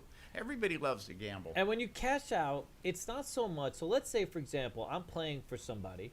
And over the course of my play, I'm there for a couple hours. The dealers have made whatever, because I can't guarantee they're going to win, but I've made the effort one way or the other, right, over the course of my playing. And I like to, every win, I'll double up my base, depending upon what I'm playing. So if I'm a $5 player, maybe I'm adding dollars, and I'm doubling up on a win, that kind of thing.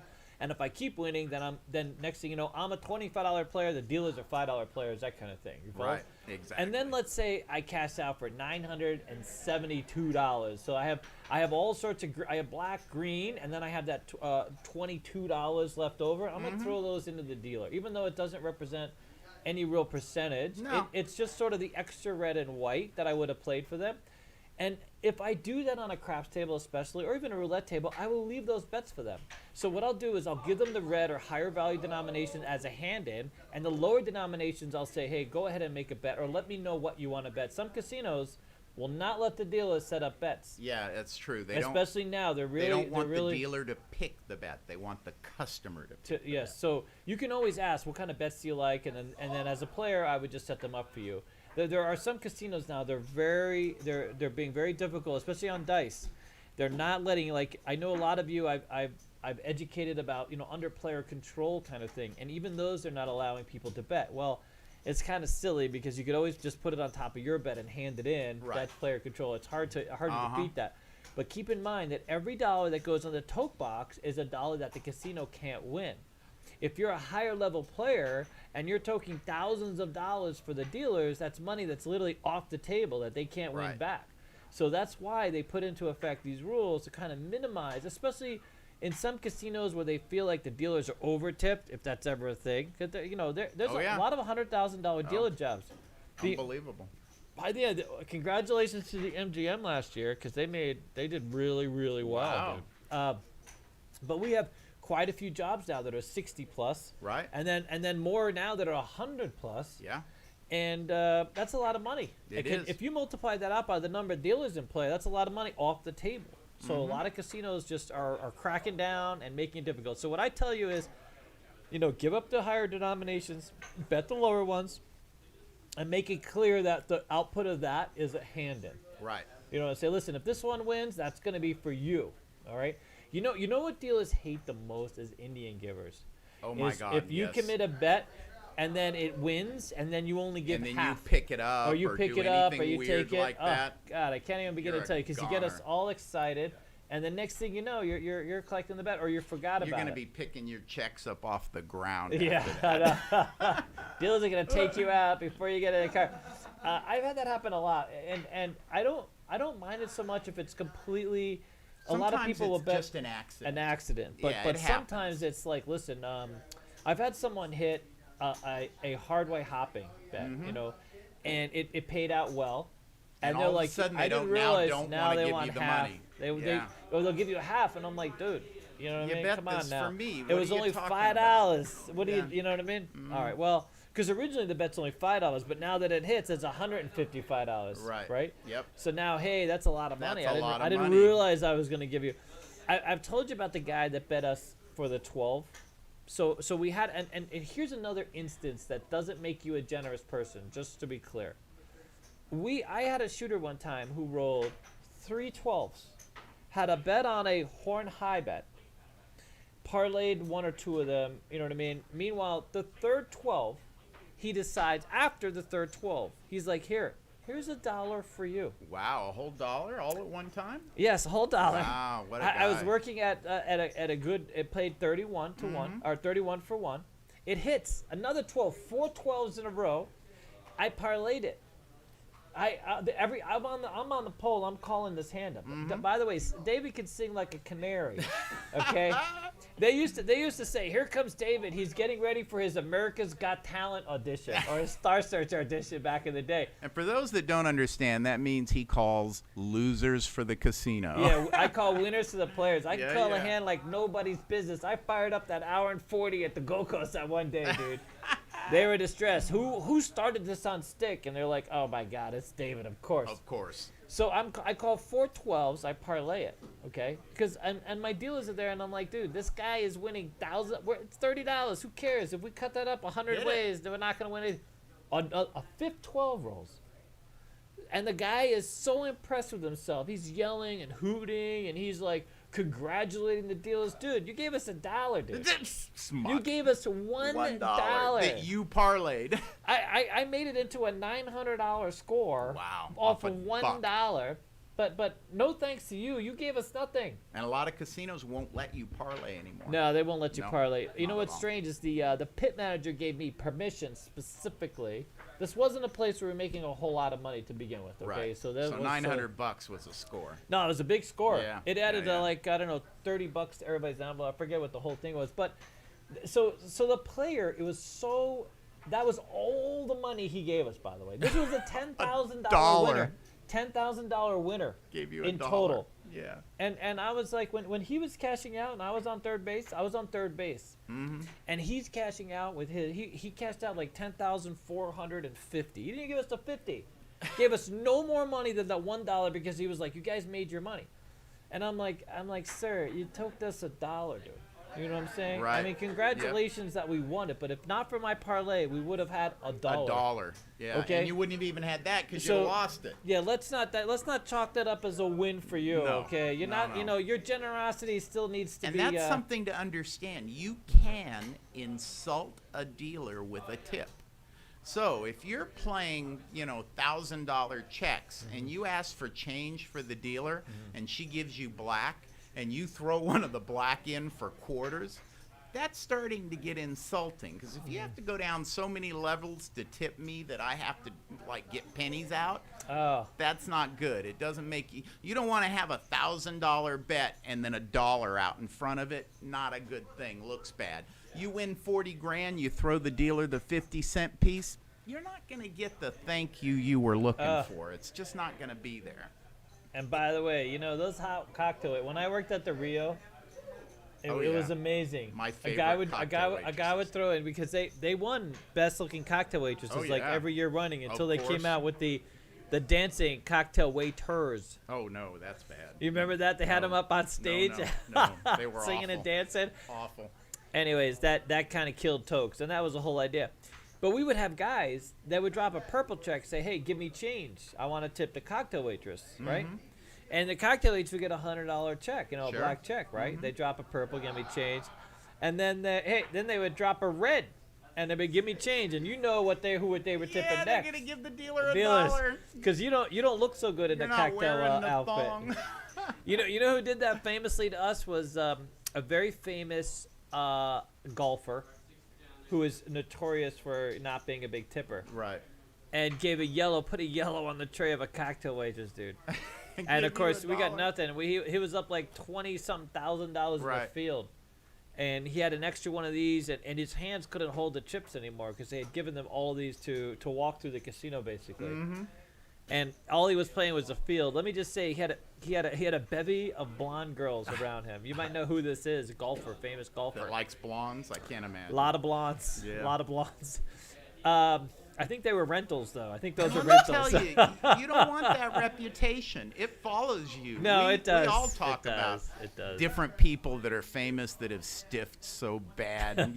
Oh my God. Yeah, we all had stiffies back then. There's the old one that used to come into the Mirage. I'm not going to say who it is, but he plays basketball, and he's famous for not tipping. And let me tell you. There's so many. One of these days, me and you are going to have to do a story episode only, just the stories. Oh, yeah. We've had quite a few people on it, but I was lucky enough to have dealt in one of the heyday of like craps era and got to see a lot of these people. And it really is tremendous, the number of people that the way they play. Anyway, so yeah, don't think you're a big tipper if you tip $1 and the dealer makes something of it. That's not a thing. And just you don't have to be really ridiculously generous. As long as you put the not dealers good up, either. No, 100%. No, We don't need you to kiss all our the ass. dealer feels bad if you Just give the him more dimples. money than you win. That's not good either. You want to be But we love you reasonable. for it. We do. We love you for it. We do. The Smith brothers, dude, epic. Sad ending, but wow, they used to come in and they would just have these massive hands for the dealers. That's one of the reasons why they adjusted sort of Tokes, and they realized that this wasn't going to go well. But man, they were just flushed with money. Smiths, like Kroger Smiths. Oh God, epic.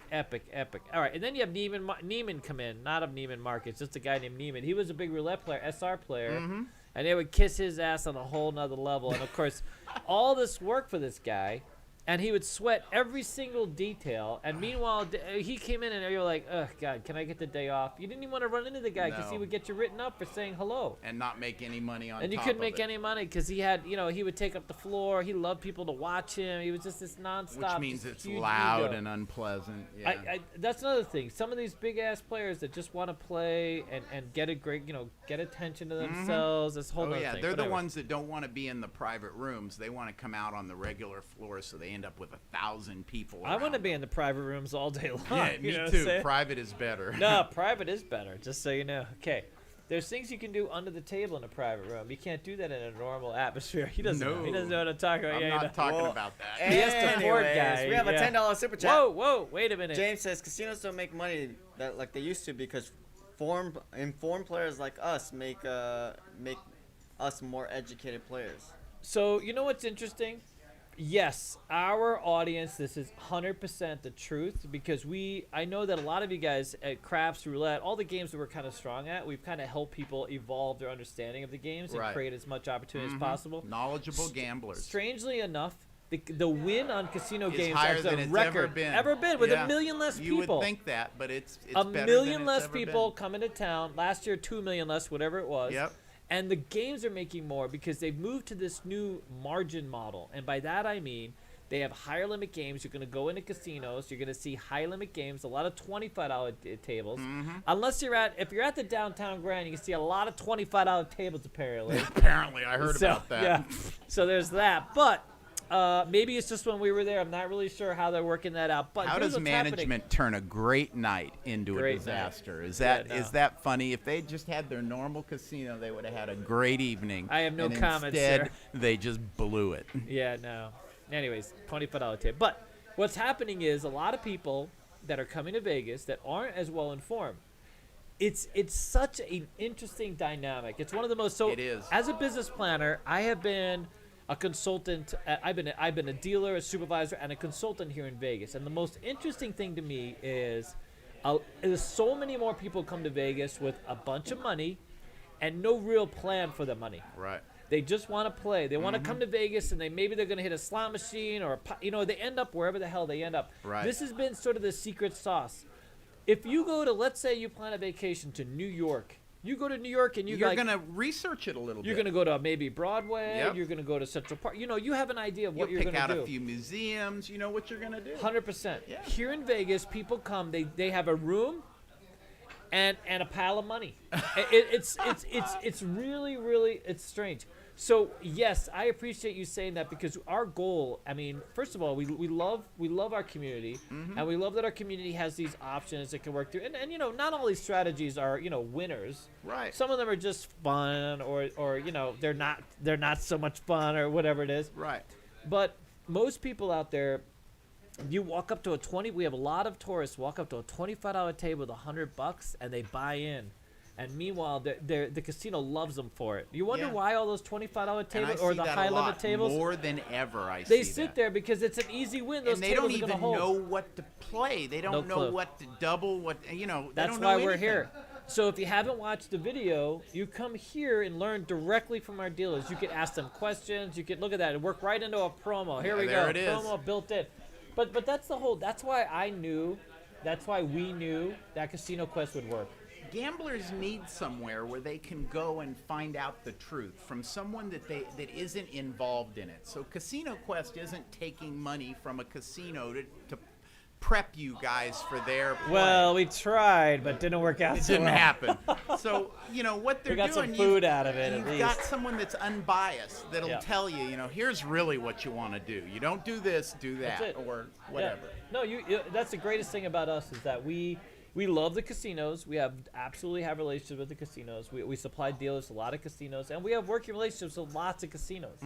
Quite simply, not all of them. There's maybe one or two off the list, but the rest of them we work with them, and so and the casinos. By the way, the casinos love us. Because what we do is we take the veil away. There's a lot of people out there who get intimidated. They can't walk up to most people a roulette table. Yeah. They can't walk up to a craps table. But when you come here, you learn the etiquette. We don't just teach you the game. We teach you etiquette. We teach you protocols. So that way you can feel confident. Right. You walk up to the game and boom, it makes it so much easier. And voila, you got new players. And 20 minutes of etiquette goes a long ways on these games. 100%. It really helps. If you walk up, sit down, and put the dealer up for $1 your first hand, you're going to have a better time than if you don't. You really are. No, you really are. And when they're in the game, now you got someone who's engaged. Unless they're, and we tell you, listen, you get the grumpy dealer who doesn't respond to the dollar, just walk. Go to the next table. Move. Might not even be the next casino, just the next table. There are some grumpy dealers out there, trust me. But let me tell you, there's grumpy players, and the grumpy players love to sit with grumpy dealers. There's a dealer for everyone. If you're not enjoying that dealer, grab your money, move on. We don't care that you're leaving. Just go find a good spot. All right, so here, let's get back to our, quick. we got Robert Barnes, real quick. Mr. B. He's so in for the dealer stories, by the way. We got so $20 many super stories. chat, by the way, I I think forgot you to know what? mention Well, let's do this. Oh, some great stories. Next week, we're not going to have a whole lot, but next week, we're going to do stories. And I'm going to break it down just so we can keep focused, because otherwise it'll be David Tangent Central. Because we're always focused. I'm going to break it into, because we have stories from when we broke in. Mm-hmm. We'll have stories of, like, the worst players, the best, but we'll kind of break it down, and we'll help, we got some celebrity stories, too, dude. Oh, yeah, I got absolutely. a few celebrity stories I haven't shared yet. Mm-hmm. And a few of them that, quite a few actually. Now that I'm, you know what I mean. I'll tell you what, most of my brushes with celebrities have been pretty good. I felt like most of them have been pretty good guys. And now that Bennifer is together, I got a Bennifer story from back in the original we days. dealt to them. I've dealt to him a lot. Yeah, Ben, great. wonderful. We love Ben. both of them. Their we whole won't- group really? were fantastic. I'm not talking about the wife. I'm talking about The Ben. Affleck and Ben Affleck. Oh, Ben and and the boys, fantastic. Oh, dude. yeah, Ben knows they're- how to toke, dude. I'll take them any day. Polite, friendly. Yeah. No, we got a lot of stories. I mean, 30 years Oh, later, yeah. we got a lot of stories. A lot of Yeah. stories. A lot of stories. All right, you ready? We okay. got 2 more Whoa. super chats. Whoa. Wow. Derek Silva's been a member for 15 months and said, Yes. "How was the chiropractor, David? You missed out on the M with Alex and I at Craps." I know. I pinched my nerve, and it's the first time I ever been to a chiropractor. So oh my God, we're on tangents here. We got to get to the bets. It's roulette. That's the thing. That's why we love this audience. They know more about me than I know They about do. myself. Who I the didn't hell know knew I about was it. at the chiropractor? Alex and I told. One time I go to the chiropractor. I'm sitting in the waiting thing. My mother goes in because she had to get a correction. I was next in line. Mm-hmm. My mother comes out screaming. I was no longer next in line. No, excuse me. I was out the door, and that was the last interaction. But finally, I was like, listen, I got this little thing in my neck, and it's causing tingling and stuff. So I'm like, I better go. People say, hey, you should go to a chiropractor, get an adjustment. We end up at the chiropractor. Now, the weird thing is, the first time they tried to literally separate your head from your neck, that was a little weird. They literally crack. They do this thing. They're like, listen, just relax. Yeah. I'm gonna just twist your head off real quick, and don't worry about it. And but once you get, it actually feels really good. It does. Later, and he's like, this Later. popping is just gas. I'm like, well, I got my own gas to worry about. You mean my neck's gonna be giving gas too? Wow, Dennis is gonna be very depressed. Anyways, One more super chat. One more, fantastic. DJ Spam gave us Hi, $5. DJ. Yes. Says, "Love roulette. Thanks for the content. More snacks coming in June. Squid balls for Daddy David and fruit bars for Sticky. Oh, fantastic. See you then. Oh, Hashtag God. FDTG." Dude, DJ Spam has literally. Okay, by the way, there's a little competition going with the snacks. We got Snack Central over here. DJ Spam has some of the best snacks. Yeah. He didn't get us these balls though, dude. I mean, the macadamia nuts, the Hawaiian macadamia nuts. I think that's responsible for all my weight gain. But these are something else. He's also responsible for the snack video because he brought us all the snack video. Yeah, he gave us all the squid. You know, it's funny because we have all the Hawaiians here, Hawaiian crap shooters, and we've been discussing. They thought that I was brave. I actually had the chocolate squid tentacles, dude. I ate it, dude. Trust me, I ate it. That's awful. They were good. You wouldn't know if they hadn't told me they were actual tentacles. I might have gone through the whole bag. But just eating it and then they looked like tentacles, and then eating them, like, you know what I mean? No. It's like, because if you don't tell me, You don't know. Yeah. then you know, like Rocky Mountain oysters. Look that one up. I've had those. And then when I was told what they were, Not I was only like, have "Oh." I had those, I've been there when they were procuring. Oh my pretty. God. You ever hear Little about sniff, sniff? the No, Oh no, listen, not can we nothing move on that to pretty. roulette? You really want to hear about No. Basque sheep herders? No, I do Okay. not. I'm good. Let's get back to roulette. That's much more palatable. All right. So here's what we got. Let's do the bets. Can they see the bets? Because we need to have this up there so they can see it. They can memorize it. 00 bets. No, just the bets. 00. Yeah, 00. That's exactly right, sir. Yeah, I don't know why I that said one. no. So this There is it it, right is. off of our worksheet. So the high, low, odd, even, red, black, obviously 1 to 1. Mm-hmm. You got the inside bets, and that's the other thing, by the way. When you walk up to a roulette table, they'll say how much you have to bet on the inside and the outside. Those are two different things. Right? Confuses people all the time. So inside is just inside the outside. It's inside. Mhm. It's literally on the inside of the board. The numbers themselves. The Exactly. outside of the other bits. You know what I mean? All right. So the inside bets is straight up, obviously. Right. A split. Right. Okay, between two numbers. Two numbers. A street or a trio, 3 numbers. Right. And I'm assuming that they put the trio in because that's also the basket. So that could be 3 numbers. Oh, yeah. That's right? 3 numbers. That's Yep. 3 numbers. You have the corner. Okay. All right. So you're betting 4 4 numbers. numbers, 8 to 1. The top line is 5 numbers. You get the 6 to 1. And then that's a double the one street. that doesn't work out even. Yeah. Yep. And then you have the double street. It's Double 5 street. to 1. 5 to 1. Okay. And then we have the little cheat sheet for our dealers here where it says, straight up, split, corner. Oh, if the you bet $1, what the payoffs, payoffs are. For the first couple units. Now, interestingly, I'm going to add this right before we get to, because you got to go soon, Tur. You got like 20 minutes. But when it comes to being a dealer, a lot of people look at a roulette table and go, oh my God, look at the math. But there are picture bets. There are ways that you can put this in your head where you see a certain type of bet, and that's just a 25 for every way that you see this. You follow? Yep. And so we teach you. That's the foundation. Do I follow? I know. This is the guy. It's funny. I follow because I'm a crap dealer trying to learn roulette. But once you see the picture bet, I did put the worksheet up. So we have these downloadable on our And there Shop are Casino a ton Quest. of picture bets. We have. If you buy the roulette manual, you get all the worksheets, and one of the worksheets has the picture. But there's lots of ways picture bets. It makes it very easy. And it helps. And even if you don't learn them, when you've been dealing roulette for years, you just kind of automatically pick them up. You don't realize how much you use them until years later, and you realize, hey, I use those all the time. But we teach you right in school. Yeah. So we want you. One of the places we send dealers is. So I worked the Gold Coast was the second job I ever worked. And I tell people I love the Gold Coast for a couple of reasons. One is you get a ton of action. Oh yeah, absolutely. You're gonna stay with busy. locals that know the game. Locals that know the game, and you're gonna learn the game. You're Yep. not gonna make the best money. No. There are some other breaking jobs where you can make a little more money, but in terms of the Gold Coast is responsible for a lot of good dealers in town. All the coast properties are excellent. Yeah, all the jobs. coast properties, 100%. Especially if you want to become someone that knows the craft. When you tell them you came from a coast property, they know you've got a good foundation for dealing. And a lot of the Boyd properties, Oh, Station yeah. Casino, because you get this level of action and engagement. There's all right. So here we go. We're gonna get on to strategies next. You ready? Yep.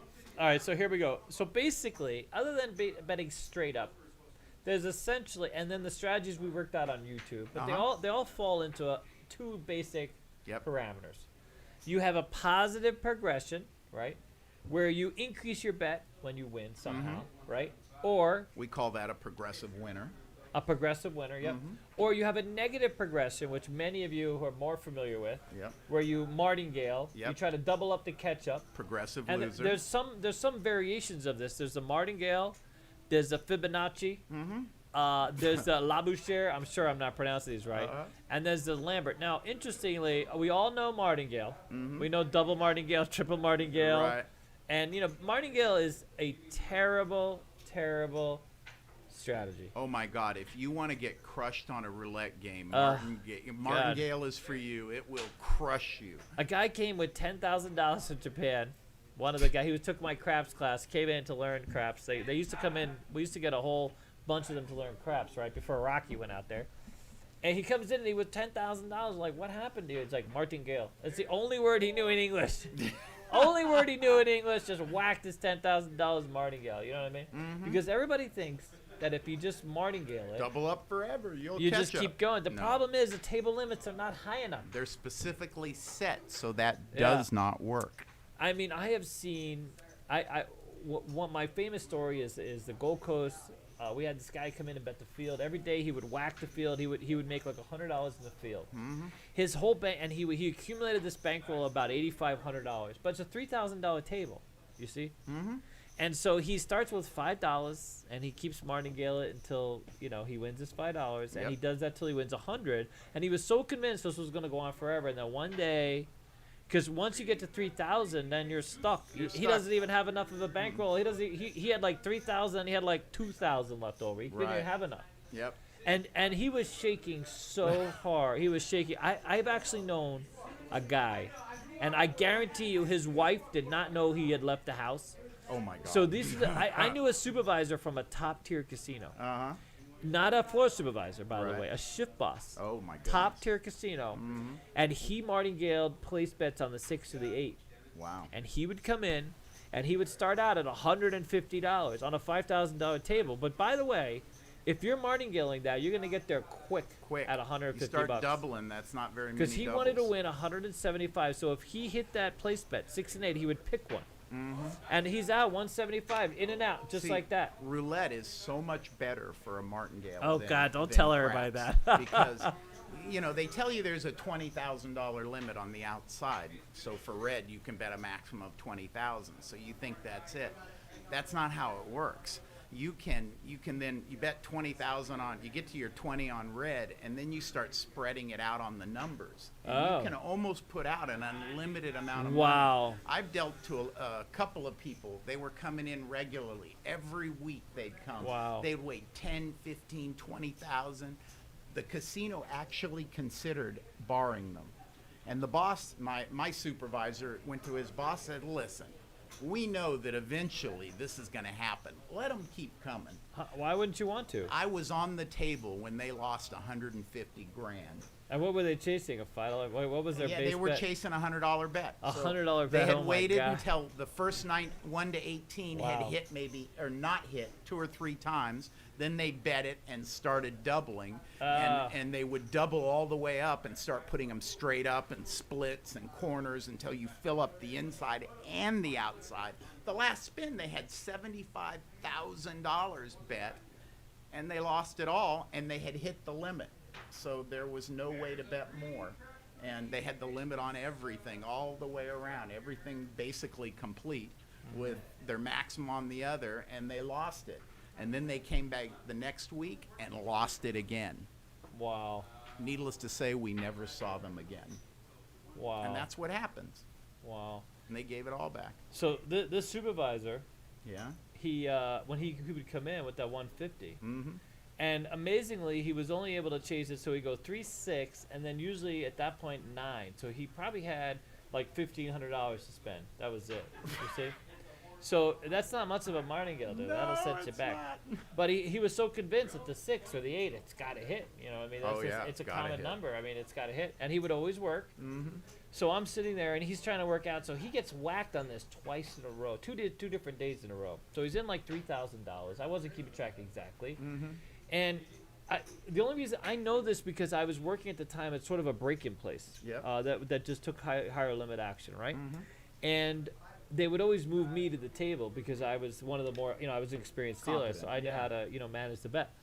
And the third day that he did this, he ended up with like, $1,750 6. That was the highest he could go, which is a correct bet. No, it's 16. It was $1,650 bet, which is a correct bet. And he was shaking. Here is literally a shift boss, top tier casino, shaking, pushing this money on the table because that was all he had. I mean, he might have had to sell off some of his kids' toys. And that's why it's so bad. It turns a $50 player into $1,650. No, he had a real player. He had a real problem. Yeah, it's bad. Absolutely a real problem. It's just a real shame. Okay, so here we go. We got So other than Martingale, I didn't want to nerd out on these other strategies. You got to kind of look up. Because the Fibonacci one, for example, it's a sequence of numbers. It's some mathematics guy, some big math nerd worked this out on a sequence. And instead of Martingale, instead of just doubling up, it's a progressive type of unit. And then you go up, and there's one of them where you go up and then you step down. They have the other one that's like a pyramid. And I personally have been more about a positive the progression. So when you As win, you want to bet you double more. up. Yeah. So that way you're starting at the same nickel. And now you're gambling with the house's money, 100%. not your money. And that's Every one of my always better. favorite strategies is all about creating opportunity, conserving your bankroll, not chasing, conserving your bankroll because you're coming in with a fixed amount. And as you win, you build up. Exactly. Because any of these negative progress, I had a video that came out the other day on craps, what not to do on a crap table. Right. It's amazing how many people I've seen whack themselves on the 4 and 10, laying on the 4 and 10 because they feel like, hey, it's gotta come. I got a feeling. No, there's a 7's got to come before the 4. There's like the 4. There's only 3 ways to make a 4, 6 ways. There's 2 to 1, and people will go through thousands of dollars. Chasing nothing. All right, ready? All right, let's move on. Okay, so the number one system we have on roulette, on the CEG Dealer School channel, is the 24 plus 8 version 2 that Alex and Timmy, it's got 1.8 million views. Which I'm a little butthurt about because Alex and David, we missed out. We had to reset the channel back in the day. Right. And we had 500,000 views that are missing from our thing, which sort of jump-started the whole channel. We couldn't believe it. Right. Me and Alex sat around. On this particular? No, so on CEG, the reason why we started the roulette thing and we got so serious about roulette is me and Alex literally, on some random day, decided to play roulette. And all of a sudden, just like this, it got 500,000 views. We couldn't believe it. Wow. I couldn't believe it because all I did was I'm lazy man roulette. Right. You know, I play roulette, we talk roulette, and we realized that we have an audience with a huge appetite for roulette. It's a fascinating game. It really is. So then we were like, oh my god, let's do some roulette strategies. You know what I mean? But unfortunately, we had to reset that. It's back to 700,000 or so views plus 500, so it should be over 1 million, but it's not. But anyways, this is the number one. Alan Toy submitted this specific format for it. Basically, you bet 30 units. You bet 10 units on the first 12. So whatever you have, you're betting 5, it's 50. Right. You bet 10 units on the last 12, third 12. Right. Okay, another 50. Right. And then you bet 10 units straight up on 10 numbers in the middle. Okay. You see what I'm so saying? You've got 30 numbers. Well, 12, 24 plus 10, 34 numbers bet? Is that what So I'm you got hearing? 10, 20, no, you got 10, 20, 30 numbers bet. No, you got Well, you've got the dozen. 12 so dozen, that's 12, 24, 24, plus 34. 10 more numbers. 34 numbers. yeah, out of so 30. and so you just break even. Yeah, a And lot. You hit the first a lot. What a great way to make comps. And though. then, but it's all about the comps, yeah. Yeah, So if yeah, you push on the first and second, then you're plus 5 in the center is what it is. Right. And then you just comps, dude. That's everybody plays this, and they stay for free. Casino loves them. Yeah. Because it's if a you hit great the, system. by the way, if you hit the 0 double 0, it screws everything. Then you're out. And then all that time you've been grinding away. So some people it hasn't worked out well. But if you go through the comments, you'll see a lot of people paid for their vacation with literally this system. That's why it's gone. You know what I mean? Yeah. And it's not that we have a lock on the system. And we it's just a presented solid it. hedge. What you're doing is solid hedge. betting a lot of numbers. I had a guy that came in Martingale where he did almost the same thing. He bet every single number but one street on the roulette wheel. And he swore that you couldn't hit that one street 2 or 3 times. Only 3 numbers on the wheel that would make him lose. It went really bad. I'm afraid. No, I know. I hate to say. Just don't talk to the wheel because the wheel knows. The wheel will talk back. You know what I mean? All right. So let's get to the best casinos. Okay. All right, let's talk casino. We know casinos. We've obviously been in Vegas a while. Things are changing a little bit, but so the best casino for double zero. What is the standout? Why would I want to play roulette at a casino? It depends on what you're looking for. So when I play roulette, I like a quiet game. I don't want to go have a million people standing around cheering and stuff like that. So I want something quiet. You can get double zero game at a lot of the hotels still. All you got to do is look for it. So it's a matter of where you're comfortable for that, because it's everywhere. So pick a casino that's at your level. If you want to play $10 a spin, sit down at a casino that gives $10 double zero roulette, and they're out there. Yeah. So yeah, low limits. I mean, that's really, I think, the limit that fits you. Exactly. If you're a high limit player, play where you can stay at the mansion. And you know that's what I mean? would do. Yeah, Or exactly. the villa. You're looking for the best, the most premium thing, which always amazes me that some of these high limit players go to these dive casinos where they can get absolutely nothing. Yeah, but they're a big fish in a small No, they love pond. to have treated like a king. every single ass hair combed and manicured. You know what I'm saying? Oh, yeah. That's 100%. All right, so for SR, some of the biggest casinos are. You got to be in the big casinos to even touch the SR. So yeah, so the higher limit like Bellagio, Aria, the Wynn. Wynn, so the biggest properties because they have a lot to give. You want that attention. You want the dealers that are really on it, especially if you play aggressive. So almost universally the best for comps we hear is the Caesars properties. I've heard that a lot. So I have to go with that. As much as like MGM has an interesting thing, Stacy Casinos has a fantastic comping set for locals. And Dottie's gives you a lot of cash back. They're all about the cash back. Okay, let's not be haters. For those, you know, they do have the ETG roulette there for those of you who are fans of that. But Caesars, when it comes to just nice rooms, meals, they've done a really great job of their comp system. In fact, I was watching a video about one of their executive hosts talking about, how their system is really built to reward, table game players. Yeah. Like they go out of their way to in fact, I met a player the other day that's going on a cruise that Caesars paid for. Oh yeah, they have their A own cruise cruise ship. company. The Yeah. company that owns them owns the cruise company. So that's a nice little perk. Oh yeah. All right, so I mean, when it comes to service, the dealers, the action, a lot of that is ambiance, and there's a lot of great casinos out here where I will tell you, like when I was walking, I love the Venetian, right? I love the restaurants, I love the gondola rides, all that stuff. But they kept up that damn plastic forever, dude. You know what I mean? And for me, the plastic dividers between the dealers and the players. yeah. And I was That always was like, horrible. I would want. I mean, you know what I mean? It was just so odd. It looked like you were dealing with like a cashier at like a bank or something. You know what I mean? It was the worst. So I wasn't a big fan of that. And I know that they were going out of their way to protect their dealers and all that stuff. Yeah, but it didn't really protect them because everybody would stick their head through the hole you're supposed to play through to talk to the dealer. Oh, it was hilarious. I love how they clean the dice, but the chips not so much. Filthy. I mean, you know what I'm saying?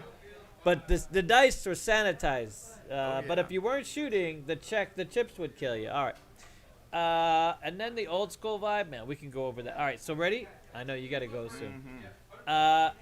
We got the roulette career. So and it's a good career, it really is. It is really roulette is the path. So there's roulette and there's dice. Those are the two big paths. There's Baccarat's a path. There's a lot of paths. There are. You got to get the high limit if you want to get to a high-end casino, and the only way to get, or you go through dice. Other than that, the only two other paths are Baccarat and roulette. In Baccarat, you got to get to midi-bac. You got to be touching those cards. You got to be dealing the high limit, and it's a very aggressive group, subset of gambler. They're very specific. They try. Oh yeah. Roulette, obviously SR. You got to get on a roulette table. You got to get experience. We tell everybody, if you graduate roulette, you got to tell your pit boss that, hey, I know roulette. Get me on roulette. Or they won't get you on roulette because they're very comfortable. Even these lower tier, they like who they like. They get confident with a few dealers, and those are the same dealers. And you got to press. You got to listen. I paid for roulette. I'm a good roulette dealer. Just let me over there and help out. Roulette's different than a lot of the games. Blackjack, you can break in a year. You're broken in. Yeah. Roulette takes 3 years of dealing it every day to get just competent, not great, just competent. 3 years. 100%. Once you get to the higher tier casinos, moving those chips, you'll see a lot of their games. Granted, but that's not why When I teach people on dice, I show them the other ways of dealing for the difficult bets and the days that things are busy, and anybody can deal a dead game. Oh yeah, you know absolutely. What I mean? You can just stand there and wave, But it's when someone comes up and really challenges you, right, with different sums of money, different checks, and it's not always about the chips. It's also the attitude. People come up with personalities and presence that can throw a dealer off. In some ways, more than the money. Oh yeah, absolutely. In fact, once you're in the high limit room, most of the time the money's not going to affect you. Yeah. But weird guys, they affect you. Dude, all right, so here, ready? One real quick, not one real quick, but I got a tangent for you. I got a few tangents. I'm going to share some stories. I know you might have to go here soon, but one of the stories I have is I used to know one of the best dice dealers I've ever seen. And this was the beginning of this is when it was a certain ball that Ice-T used to host. I don't know if you've heard of it. But it was it had to do with the rental girls that you can anyways, and so one of these girls came up to the table and was literally just I don't know how to do this. I don't know how to do this. Don't say the word. But let's just say he was very nervous with her.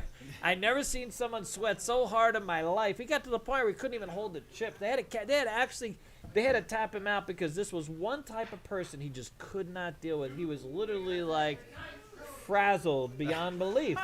And she wasn't even really betting very much. You know what I'm saying? But he was just like, oh my God. Oh yeah. I can't believe you're here. I've seen you. I have videos of you. Was this like a famous person?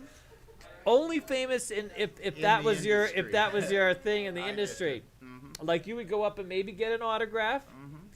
And Orange YouTube. Yeah, Orange YouTube. I had a porn star on my game. No, one that's time. what we're talking about. That, but we're Oh, thank you, now I sir, know. for bringing it in. There you go.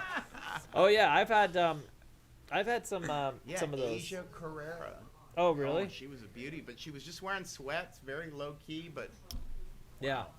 No, so I mean, you know, so everything it depends. So the movie, that's one of the reasons I ended up at the high limit. When a lot of they one time they put me out to Masquerade Village when they had these NFL stars. They had all these NFL pros come in. They were here for some kind of meetup. And it was funny because normally on a crap table you can get 8 people around, but these guys were just massive guys. human beings, dude. You get like 3 of them around a table. on the Like one of them side. took the whole hook. You know what I mean? And everybody was like coming up behind me. All the bosses were like, oh my god, it's this guy and that guy. And I was like, I had no idea. I hear literally that had all the zero time. idea. Then I see Tom Seaver. I see a pitcher, you know, famous pitcher. I'm like, oh my god, nobody knows who that is. But I just never cared. nah, me either. It doesn't make any sense. Like, you know, I always kind of detested all the attitude. Like, you know, okay, so you know, great. I'm glad you're in a movie Yeah. and you did well, and I love that That movie. doesn't make you different than anybody else in the world. You're just, Yeah, and, nah. and you know what? Famous people aren't really that rich. When you talk about rich people, when you're talking about movie stars, Yeah. they're really at the bottom end of the wealthy spectrum. Really? The ones that have real money are way past that. They're the ones that own the actual like production company. Yeah, exactly. And, yeah, 100%. You know, movie stars come in and bet, you know, a couple of $1,000 a spin, but people that have money bet $100,000 a spin. There's a Yeah. big difference between that. And they really put their pants on differently. Those ones. Let me Those tell are the ya. biggies. Oh yeah. Well, really quick. Yeah. What do you got? Can we- Sergio says. Can we what give are- away a lanyard? He's asking, what is the roulette ball is made out of? Oh. Well, that's an interesting thing. Oh. Well, originally they were all ivory back in the old days. And just as I came in, they started using a component from a milking machine, actually. That Oh round God! What plastic kind of ball milking are we talking here? was originally used in a milking machine, and Really? they sourced them for roulette. Oh my And, God! there are still some very high quality balls you can order, and we Oh, had them for a while. I'm all about high quality balls. Sir. They ordered them into the Mirage for some players from Europe that wanted them. So they're lactating balls, is what you're saying? No, these were high end. But High-end most of the lactating normal balls? are just hard plastic balls. Just Hard nothing plastic. special Yeah, about no, them. 100%. I don't think they matter as long as they bounce around. And they have to bounce. When we check a ball, what we're checking for is to see if it'll bounce properly. They're different size balls too. I Yeah, it's didn't to realize. control the game. It's hang time. So if you use the small ball, it stays in the rim longer. Yeah. If you use the big ball, it tends to fall. So sooner. better rimming with the small ball. I understand. It's I just got how that. you How do we get control off the speed. rails? No, so quick? no, I'm just Nah. repeating what he's saying, dude. We're talking about roulette here. Jesus. Yeah, no, I was always He's a stunned that they came troublemaker. about with the new ball. You know, the first time I saw all the different balls is I went over the guy told me, listen, go in the draw, get a new stick of dice. I'm a dealer, by the way. I didn't realize there was a whole protocol to get the stick of dice. They was like, hey, we got to get a stick of dice, whatever. And I'm like, holy crap, there's like 3 balls in here. Yeah. You know? Yeah. And I'm like, what the hell? I thought it was the same thing with dice, the same size, No, the same, not at different all. balls, dude. Different balls. Who knew? And they Now sound you know. totally different in the wheel. You can tell what they are just Can by you the walk sound up they and say, make. listen, I want the small balls? People do that. No way. But it's at the dealer's discretion. To switch the ball? Yeah, and you got to be a pretty strong player before a dealer will switch. So if the I ball tip a out. lot, they'll switch their might. ball. They'll give me the bigger balls. They might. I tend to Yep. like a bigger ball. Got quiet. Speechless. Daniel's What'd you just like say? stunned. He's like, oh my god, he's got work, man. I get red hair. Holy crap! All right, buddy. I think we're good. I think we covered everything. Did we get any? Can we give a lanyard away? I We mean, have what's going- 145 likes. Oh my god, we got both lanyards. We're We gotta there. get. All right, call it out, buddy. You do the first one. Choose a word, any Choose word. a word, any word. Banana. But oh my god, that's a great word. We were dealing with that earlier. So if you want to win this lanyard, type banana in the chat. Banana. And we're just going to give them both away right now. That's plenty. We have a lot. We're going to give both lanyards away. I might throw in a little something, something. I don't know. Everyone's Thinking having about fun with the balls comment. Everyone's taking that. No, well, I'm eating the chocolate balls right here, dude. So You're gonna that's have what I'm half saying. the Those are world big. in You there got to have the big requesting ones. their You got to ball. really, because you want those to last, dude. You want to work those over. You know what I mean? These are just sweet balls. Don't we love the sweet balls? We really do. Who's He got definitely has a fascination. No, I really do. You'd think I'd be a roulette player. I could just sit there and just play with those balls all day. That'd be great. That'd be absolutely great. What the fuck is going on? What do you do? Hey, hang in there, buddy. He is hang. It's almost uncontrollable. over. All right, let them know when to stop. Have they been firing up on the banana? You can stop it. Stop. All right. 1 through 20. You pick one number. I'll pick the other one. 17. By the way, 17, the most popular number on a roulette wheel. Because why, sir? Because it's James Bond's number, of course. Oh, really? What else would I thought be? it was also the most common number to hit because it's like No. the center. No, They're all not the really. same. They're all Yeah. the same. Anyways, It's James Bond's number. That's now the I exact get it. reason. Aging 9Y, you are the winner of the aging 9Y. Yeah, aging Really? 9Y. Aging?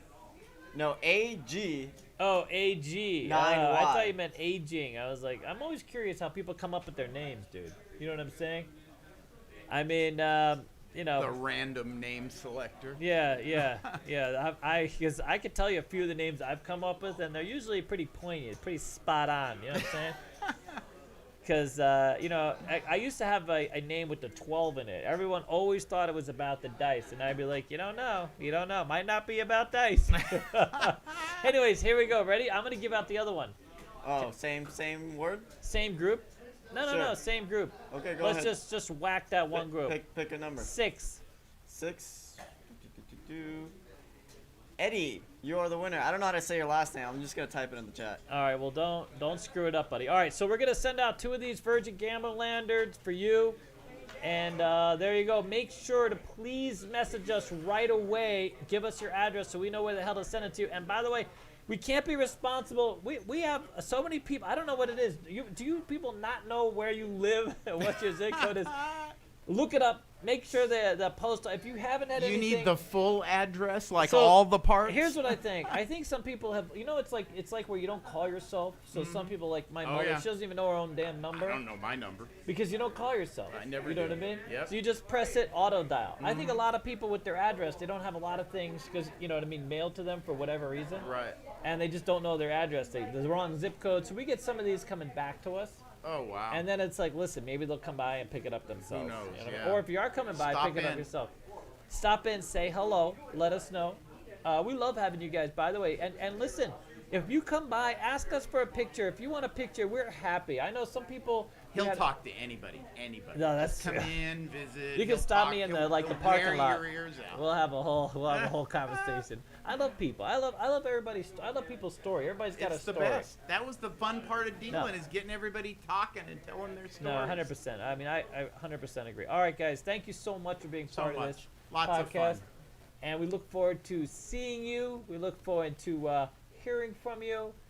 I would say playing with you too. I mean, that's always a plus. You know what I mean? And how about that? Alex, you want to say a who yeah? You want to give everybody who yeah? We got a whole bunch of people on here. Just let them know. Oh yeah.